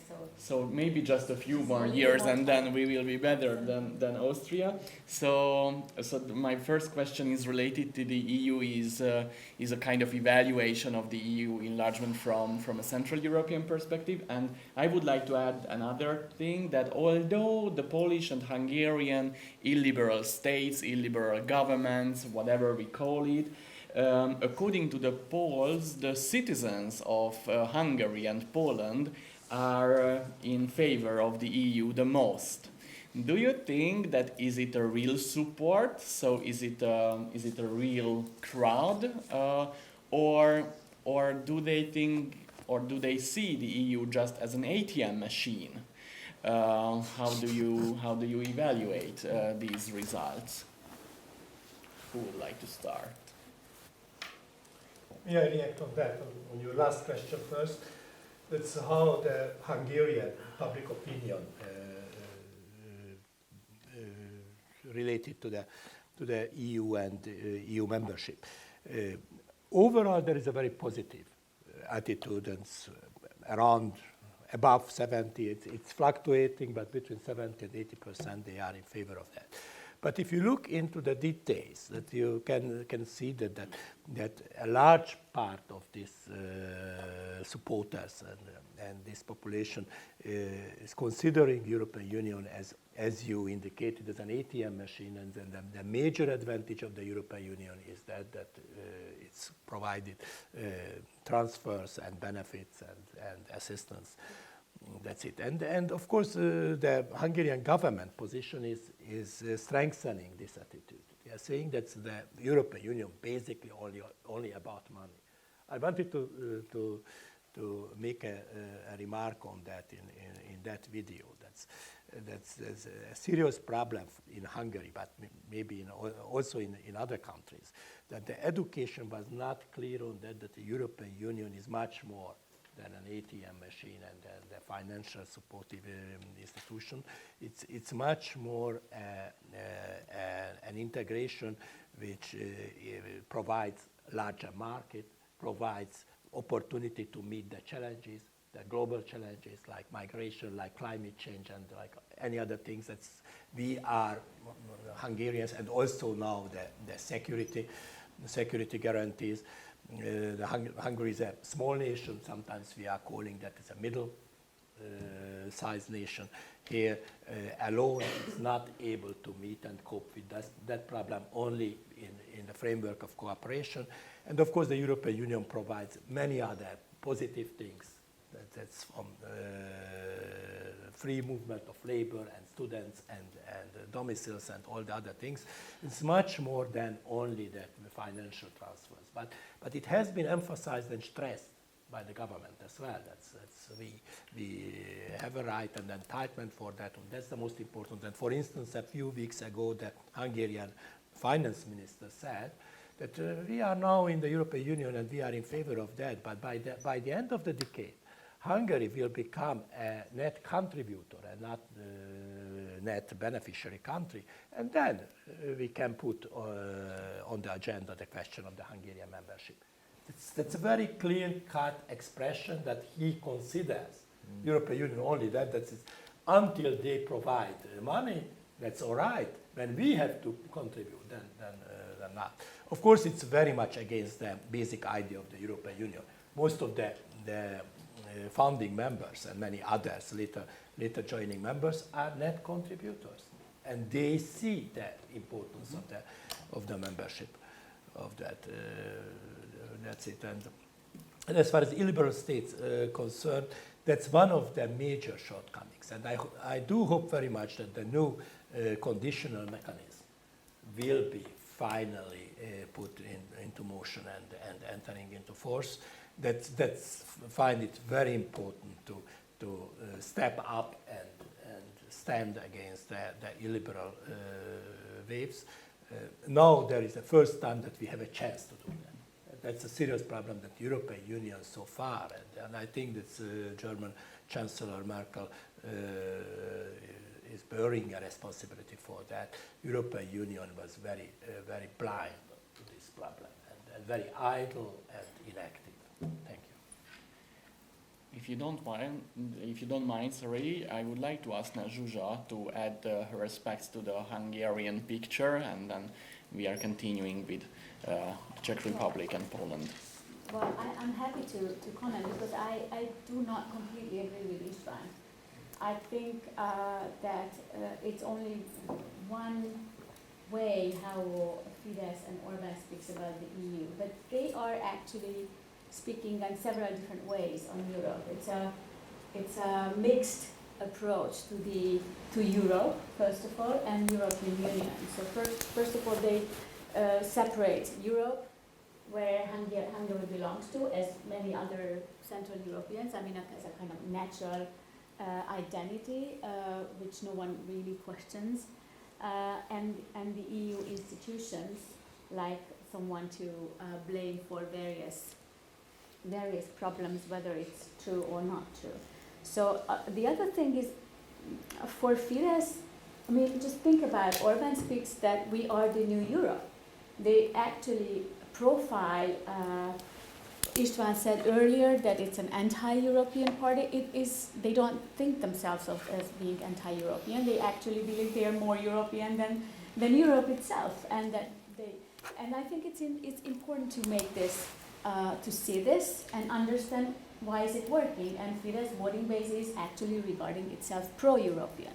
So what is the problem? And I think Gergely brought up some of things which I've never even thought about, that this memory issue. But it's very much about identity and where we place our past and what's our reference point in the past. And also, you said earlier, István, again something interesting, that changes started in 2004. However, I think in Hungary things started to get worse already in 2002. But yes, the EU membership demonstrated some of the resentment, which was not that profound earlier, namely that we entered the European Union and then we become, and you probably know the book of on The Light That Failed, where they say that our region imitated the West, and they say that imitation means that we are not as good as you are, and this means that then if we are worse, then who at all we are. So I think it's a more complex issue than just that the financial means. That's definitely a part of that, but this is more complicated, and I think we just don't know exactly what to answer to this complex question. And if there is something that we still have to do, like we liberals, let's say, or progressives in this region, we have to figure out what our European identity exactly means, but it's simply not enough saying that we share democratic values and the rule of law. It's very simple, it's very official, but it doesn't something that resonate people's personal feelings and behavior and their own identity. If I'm not mistaken, your short speech was quite mind-blowing for Ladislav, as I've seen, so please go ahead. Thank you for very interesting comment and ideas. Of course, you mentioned Ivan Krastev. I would mention Attila Ak and his latest two books discussing the democratic backsliding and the reasons for such democratic backsliding, discussing also the new global order, etc. So I would say that we should not forget that Europe is not the structure where one has to dominate and the second one has to imitate. This is also something that I miss since the very beginning, and this is an attempt to discuss the new European history. This is the historiographical approach.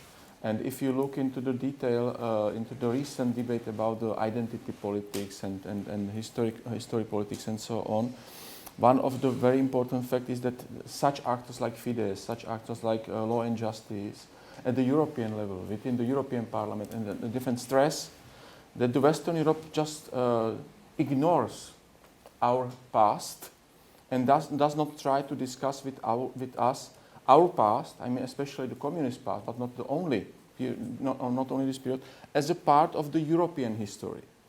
And this is something that is very visible in Germany, of course. The discussion about the Nazi history and the communist history. They are understood as equal problems, as the totalitarian regimes and so on.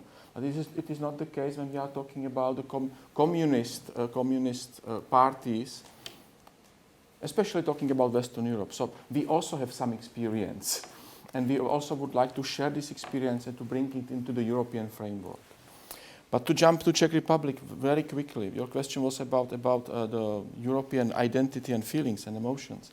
If you look into Eurobarometer, Czechs are the most skeptical nation, repeatedly. But it doesn't make any problem because the European issue is not important within the Czech politics.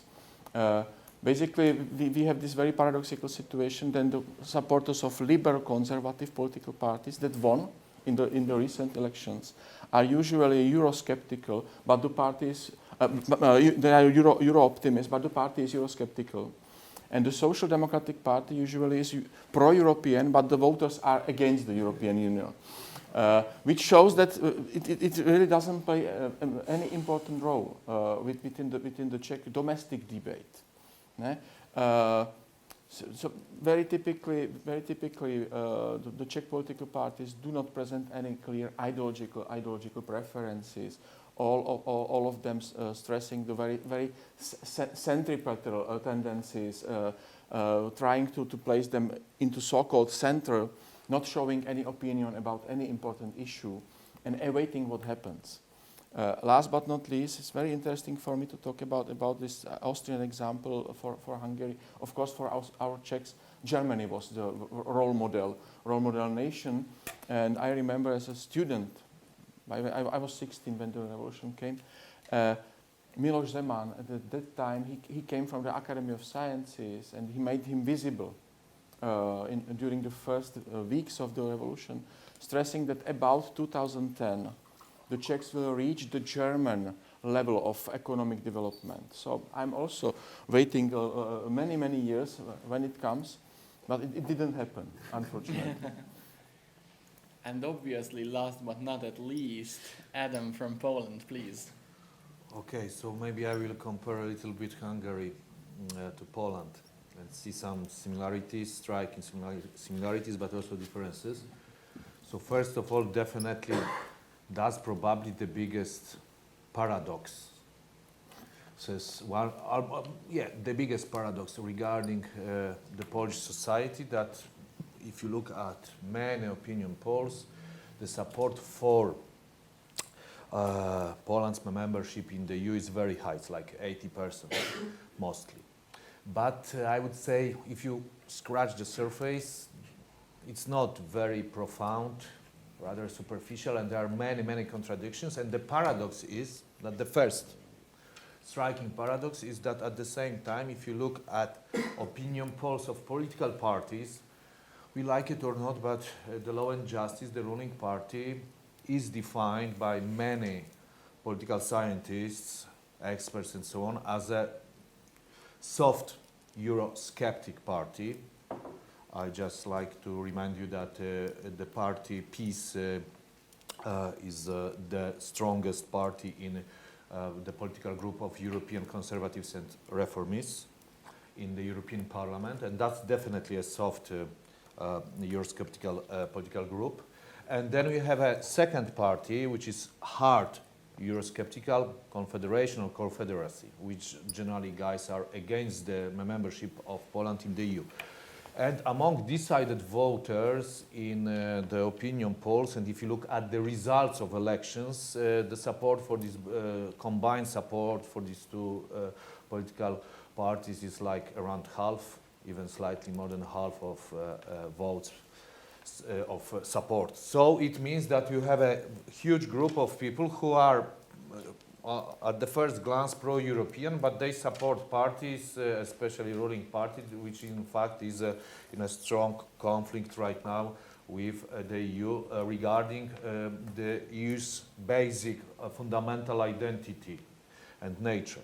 And here we have, if we scratch the surface, we will see more contradictions, ambiguities. So first of all, as you know, last year the European Commission conducted an opinion poll among all Europeans in the framework of Eurobarometer regarding future of Europe, this discussion about the future of Europe. And people were asked about the future of Europe.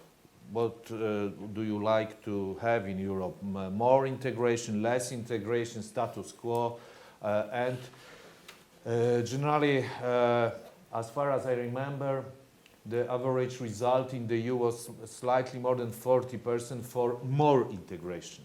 In case of the Polish society, so it was slightly more than 25% for that scenario, and less than 25% for the reversal of integration, and the largest group, status quo oriented. So we have a society which is not very much for, and here I see the difference, the main difference between Poles and Hungarians, attitude towards the accession to the Eurozone.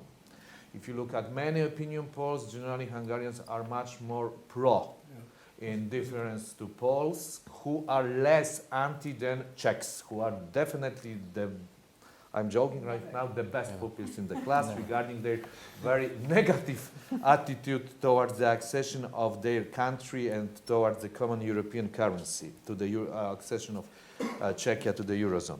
So again, as you know, we have many serious researchers, scientific articles showing that, of course, attitude towards the Eurozone, European common currency, especially in our region, is to a large degree indicator of the general attitude towards the EU. There is a correlation. Yeah? So it means that, again, Poles are for the membership, but not very much for the further integration, depending of integration. And here, of course, we can see, again, that's a similarity from our political elite. You can hear these kind of statements like, hey guys, we are a miracle. We can survive, we can keep calm and carry on, right? Especially these days that we have this conflict clash with the EU, we'll survive without you. We can even, you have enormous public debt than in Greece, Italy, and we are in a very good shape, excellent. We have a lot of foreign reserves, and that's not a problem for us to survive. We like your money, but right now we are much richer than 25 years ago. So that's the message that you can hear even from the head of our national central bank or our prime minister. And that's something new, definitely. And here there is probably another difference regarding Poles and Hungarians, which is related to issue, and my evaluation is based again on some opinion polls. A Pew Research Center, this American foundation, also conducts regularly opinion polls in our region related within the project Global Attitudes.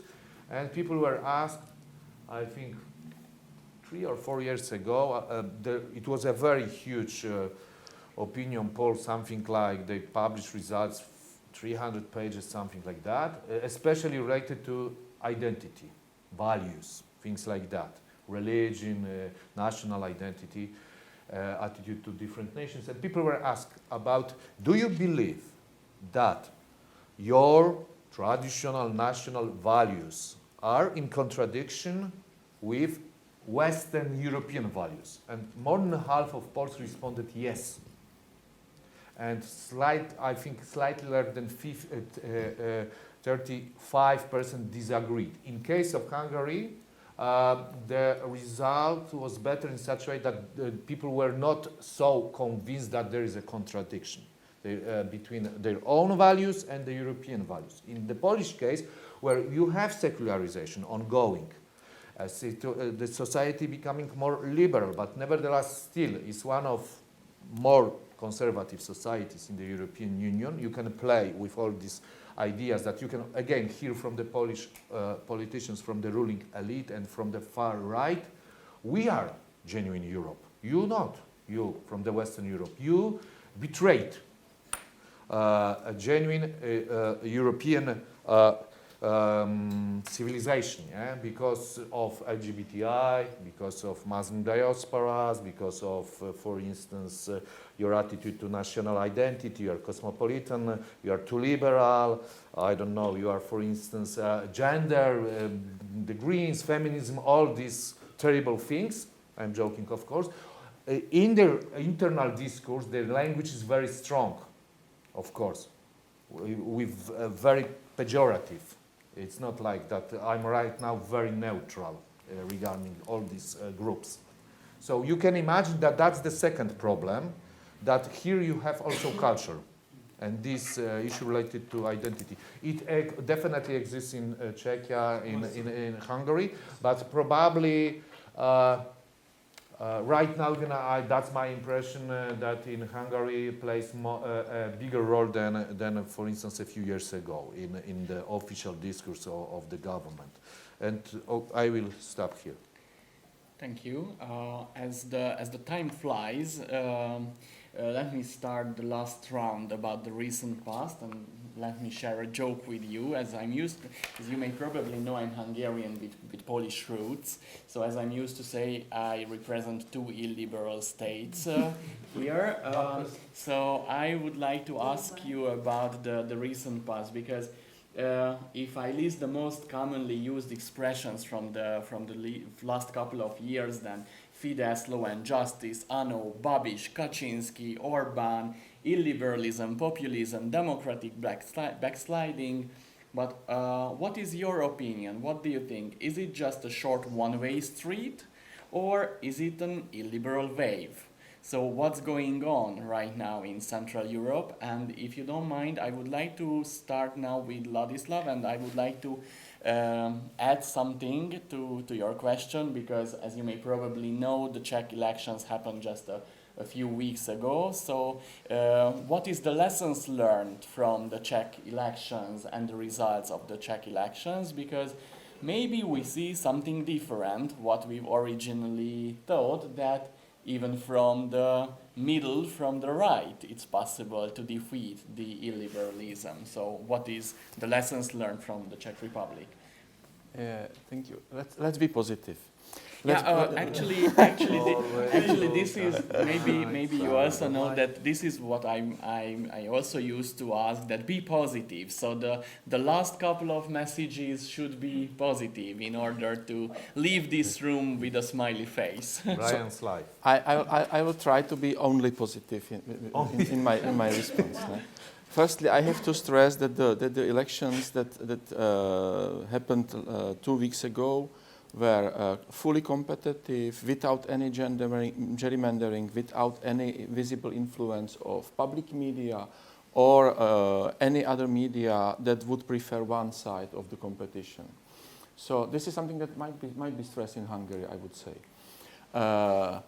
Secondly, I have to say that to stay optimistic, also the evaluations are optimistic. I'm talking about domestic evaluations.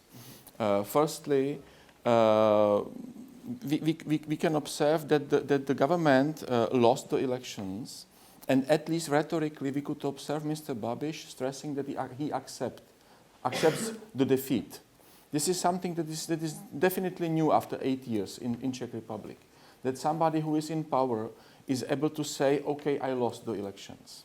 okay, let's await the 8th of November, the first session of the parliament. If the parliament firstly creates the new management or new leadership of the parliament, and then the constitution says the government has to resign. This is the momentum I expect. Then I will really be very optimistic about the, I would say, liberal order in Czech Republic. Secondly, the very positive evaluations came from outside. So I was going through Slovakian newspapers. Yesterday we discussed with Christopher and Christina this issue. Slovakian media very positive about the result in Czech Republic. By the way, and now I'm not as positive, stressing, okay, now we have a couple in Visegrad for against Poles and Hungarians. So from 3+1 format. Polish and Hungarian government. Yeah. That's correct. But we will make a new format, 2 against 2. By the way, the second step was, and this is visible also in the group of 5 parties that should create the next government in Czech Republic. One of the important issues is to abandon Visegrad cooperation. Yet, yeah. So the cooperation with the regimes in Hungary and Poland. By the way, it was on the table in 2013, it was on the table in 2017, and it is on the table again, yet. So we have also this alternative Central European cooperation formats, such as the Austerlitz triangle established in 2015, and maybe also some other options, specific cooperation with Germany, etc., etc. Thirdly, I have to stress, I'm not as positive regarding the evaluations from Western Europe. So when I was reading the first comment from Jean-Michel de Valais, very respected political scientist, and so this is the end of populism and post-communism in Central Europe. The guy is completely lost. He doesn't understand anything in this region. And this is my last sentence. Of course, it was only one round of very long struggle for democracy in my country and in East Central Europe. And the next round will be the presidential elections. And looking into the public opinion polls, actually we have one, I would say, leader in the regatta, and this is Andrej Babiš. So, of course, should Andrej Babiš be the next Czech president, we have the same problems we faced in the last eight years. But it is about democracy. Democracy is an ongoing process, and of course we can celebrate a little bit the results of the elections. But now we have to work for the democratic development, not only in Czech Republic. So this is something that is also visible when we look into the debate of these 5 political parties. They definitely stress the necessity to cooperate, the need to protect this very problematic, ideologically very problematic coalition of 5 different political parties.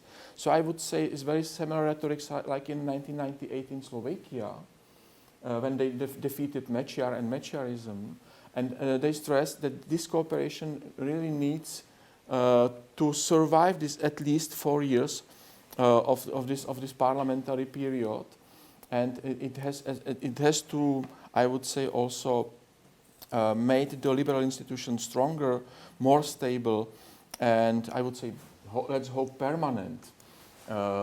So I try to be optimistic, but of course it is the very typical Central European skeptical optimism. Because we are more or less just 6 months before the Hungarian elections, I'm very curious about our Hungarian participants' optimism or pessimism. István, Zsuzsa, please. Yes, go ahead. I will disagree. In advance, I'm afraid I can't really, but I promise I will be positive. First of all, I think that there is an ebbing and surge of populism in Europe. There are many good examples. The Czech example is very inspiring for us, for Hungary, and we are using now in the opposition this example. But also the German election, where the two extremist parties surged and dropped very much. And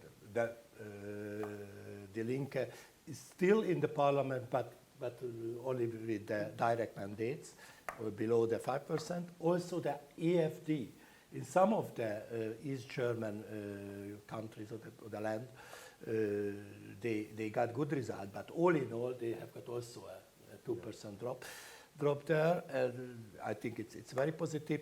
In the last weekend has been the Italian local election, the municipal election, and the extremist parties, the Salvini party, Lega, and also the neo-fascist party of the Fratelli d'Italia has dropped again, and the France local election also, the Marine Le Pen party failed. That means that it's an overall picture now is much better than a few years ago. A few years ago we saw that the big progress and advancement of the populist and extremist parties. Now there are some the obvious drop of that forces. As far as Hungary is concerned, I think that's the first time that in Hungary there is a real chance to change. So far, the opposition was always fragmented in small different parties, and it was doomed to fail. That was obvious, and they drew the lesson from the last three fiasco, and now it's the first time that in a very innovative way, through the primaries, it went through in Hungary in the 2 rounds. So the primaries, they could combine and united the forces, and they have elected a prime minister candidate. From legal point of view, of course, there is no direct election of the prime minister in Hungary, but at least someone should personalize the whole opposition and symbolically lead the opposition, and now it has taken place in the last weekend. I think that it may increase the chances for change. It won't be easy, of course. It's no guarantee for the success, because that will be an uphill battle. The government has tremendous means and financial means and manipulation and media and everything's on their side, and the opposition is sidelined and in a poor financial position. But despite of the fact, I think that there is now a chance, and I hope so very much that Hungary will will break the populist wave in Central and Eastern Europe also, like the Czech did it. And I suppose that if Orbán fails and overthrown, it may have a larger impact on the European populist scene. Orbán now is one of the symbols of the populism in Europe, and many suppose that he is a hero of the populism, and he teaches the others to win and to rule and to govern, and therefore it's very important to defeat him. Thank you. Zsuzsa? Okay, I don't disagree. And I'm also super happy of the previous weeks, what happened in Hungary. And basically what István said, that the opposition kept together, and also that probably since 2010, several weeks, the political discourse in Hungary was not dominated initially by Orbán, but this was about something else. So it's definitely a fascinating period, and we are all very hopeful that this will go on and can develop with smart politics from the opposition to something positive at the election next spring.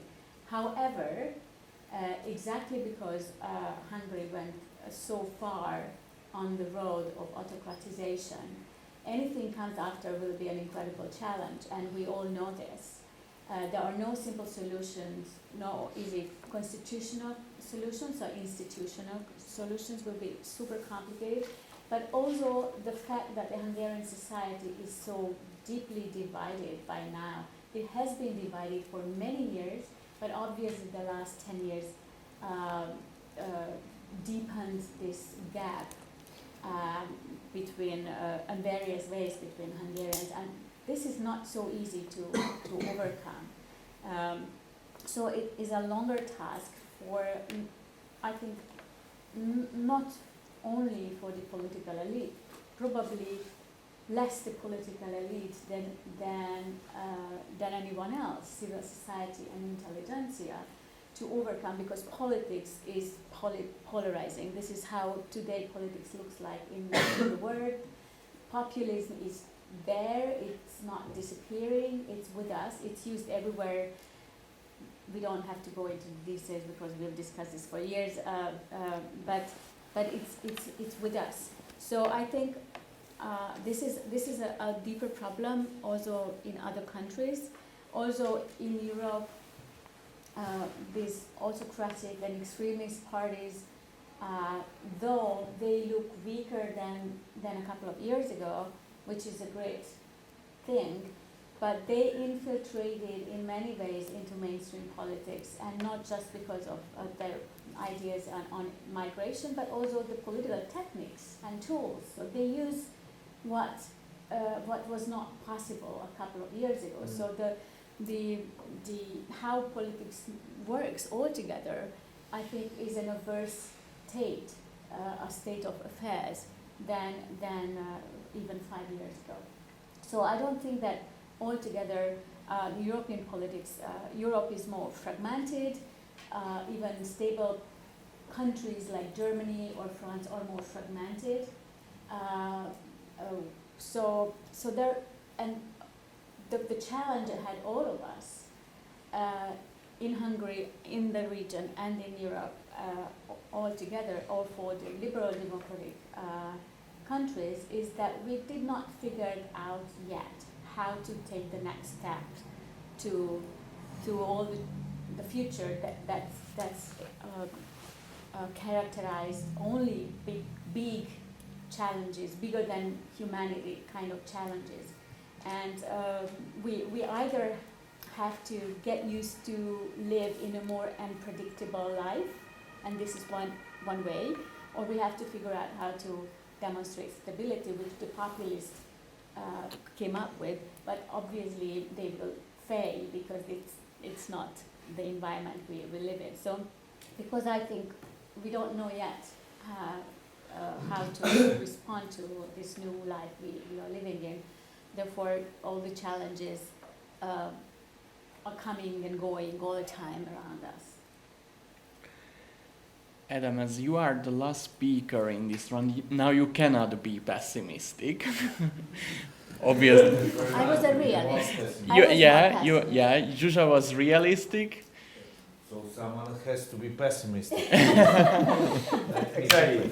Should be balanced. I will maybe disagree on certain things in order to steer a little bit, provoke discussion. I suppose that we'll have a short Q&A with... no, okay.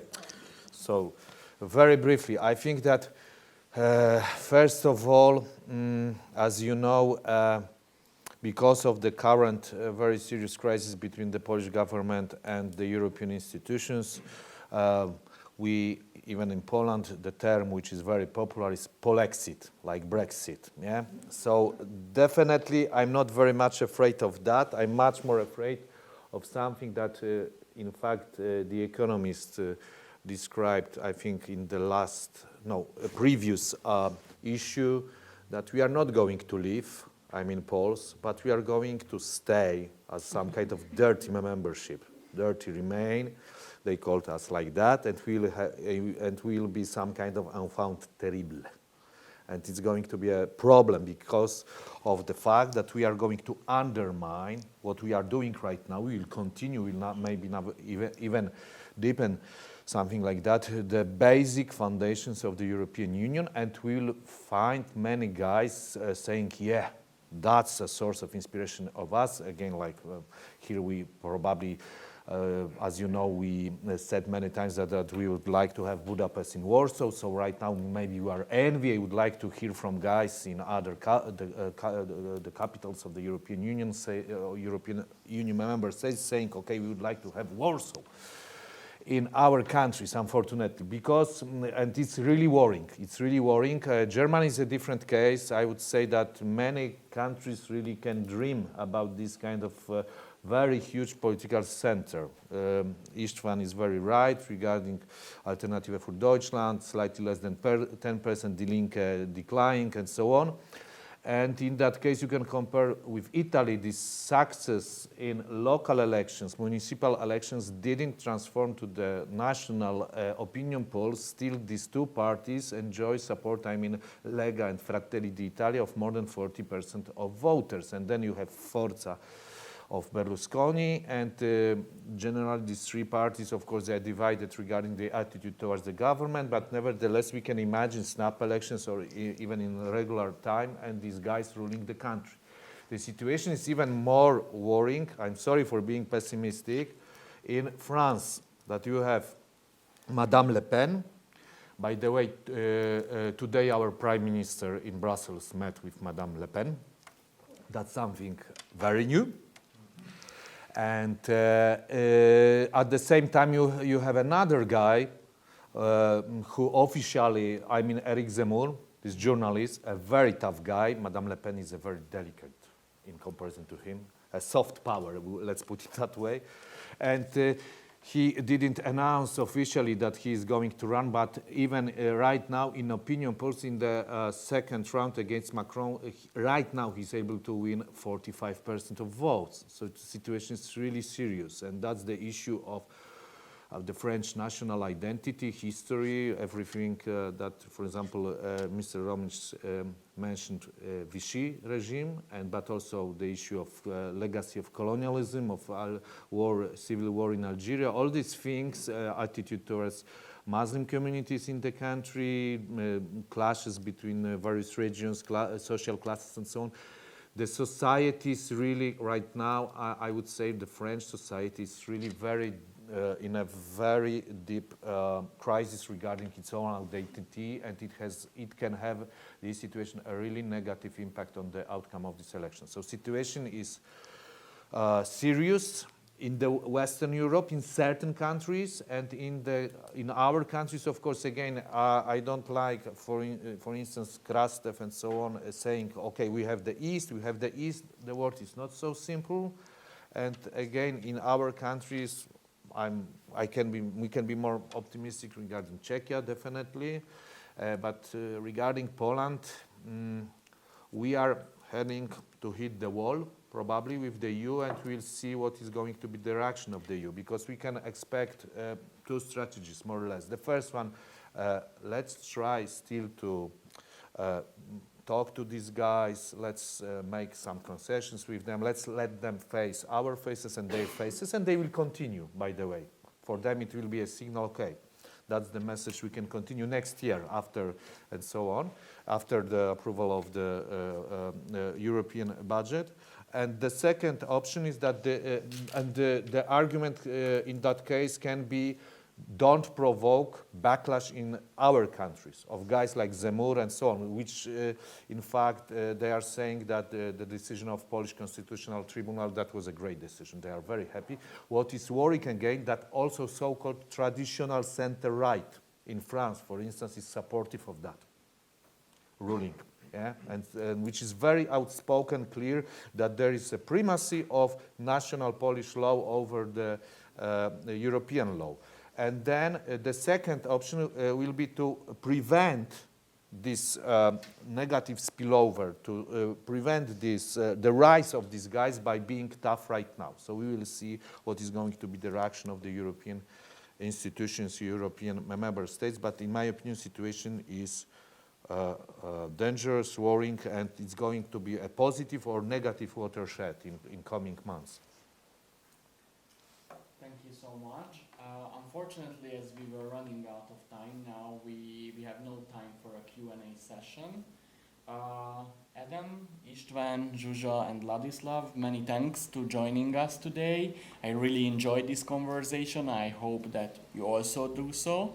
But this is not the end of this event, because as you may probably know, we have conducted an essay competition amongst students, university students in 2019, and maybe the winner of this competition have lost the hope that once we will be here and once we will be able to organize this event. But finally, now I'm happy to introduce all of you Máté Bozóki, who is the winner of the Hungarian competition. And we asked him to share his thoughts on the transition, the regime change, on the EU enlargement, and so on. So about the topics what we have touched during this roundtable conversation. So now just a very brief technical break in order to change the spot, and then Máté, the floor is yours.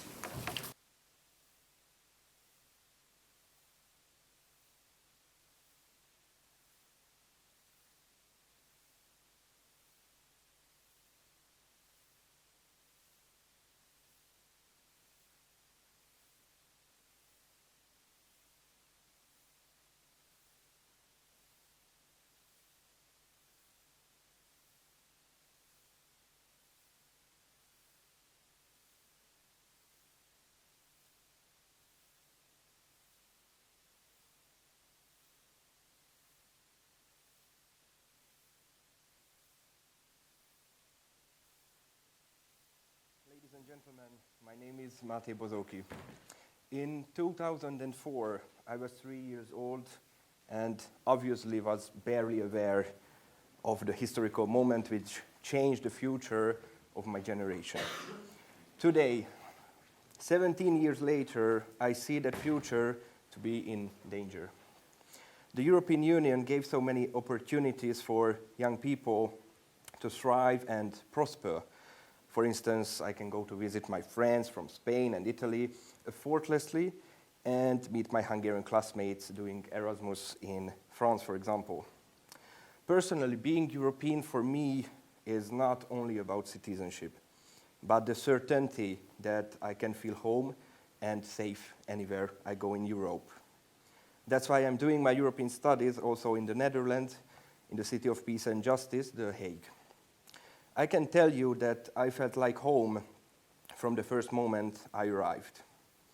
2004 opened up the borders and let us learn and experience the different European cultures without being suspicious about each other.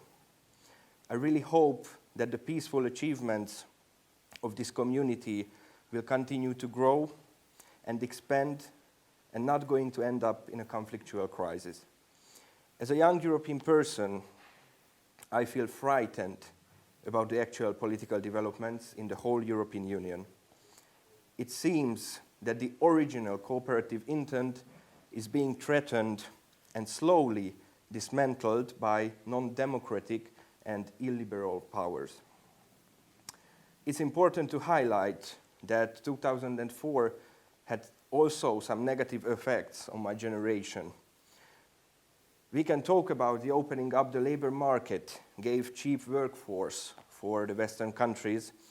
However, the Eastern countries couldn't close up equally without the help of the West. This means that the European coin, like any other, has two sides, yet there is no coin without its both sides. We can be sure of one thing.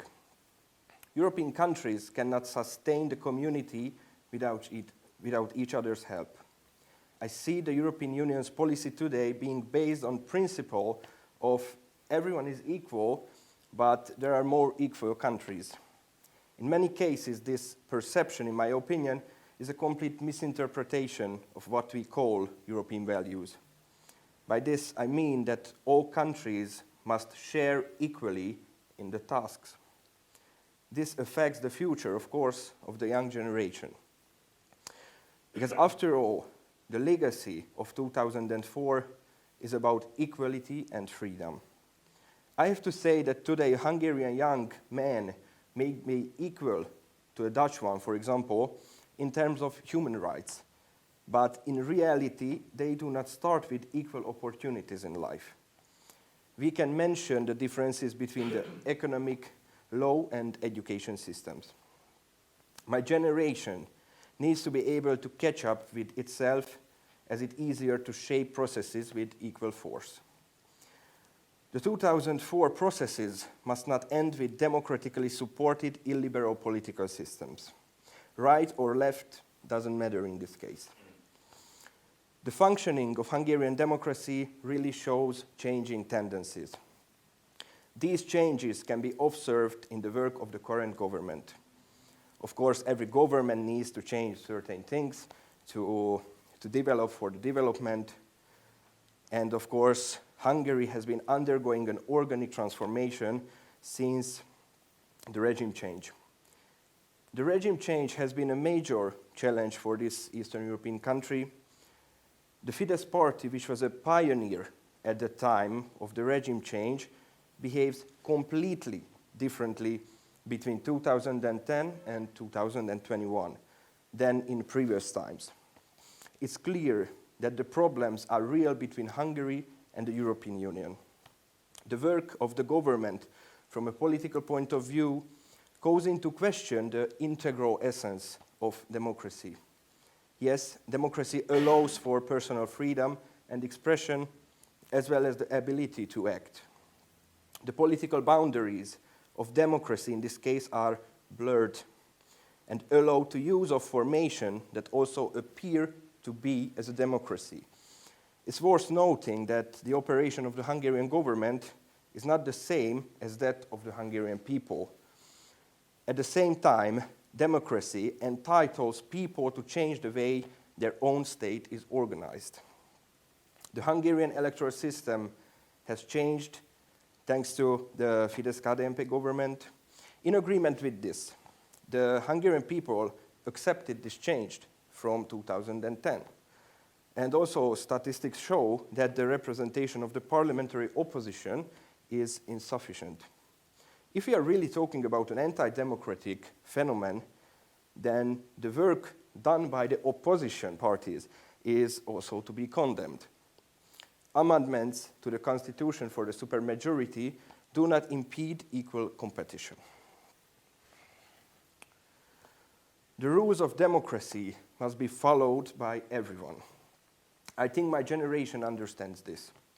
Fortunately, we have already reached a point where we think not only regionally, but also globally, and mainly globally first.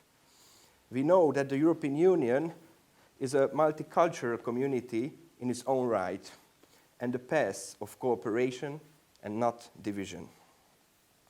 In my personal opinion, further development, higher levels of equality, extended human rights, extended social welfare can only be achieved in a formation of a federal state. Europe needs to be renewed and given back its position in global politics. I trust that the next generation of politicians will learn from mistakes both for Hungary and for the European Union. The legacy of 2004 must not only be protected, but also continued, progressed, and followed on the path, a path that has already been assigned to the Hungarians. Europe is the guarantee of freedom, development, and equal opportunities. However, much remains to be done for the European dream. But I know that we in the new generation are doing our part. In 2004, we received hope. Now it's time not only to hope, but to act, because we remember the future and we do not forget what was promised to us. Thank you so much for your attention.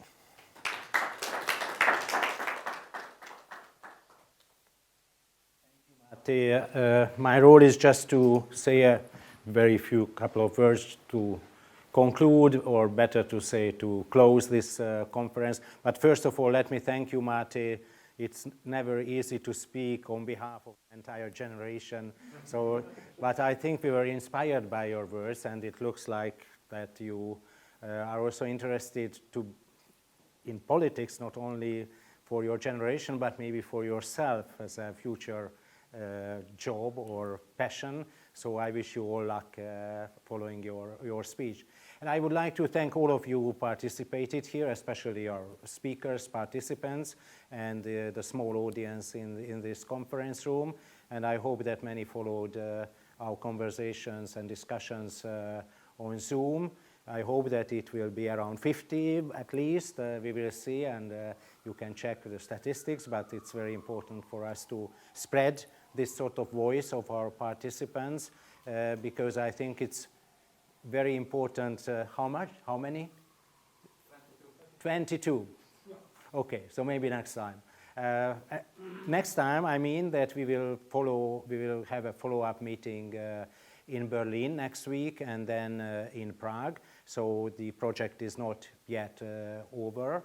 But I think it's very important to spread this voice all over in Europe and globally with some new hopes following recent elections and recent events, political development in Hungary. I don't want to repeat anything what was said just before, but I think it's important to have this message for our small or big audiences.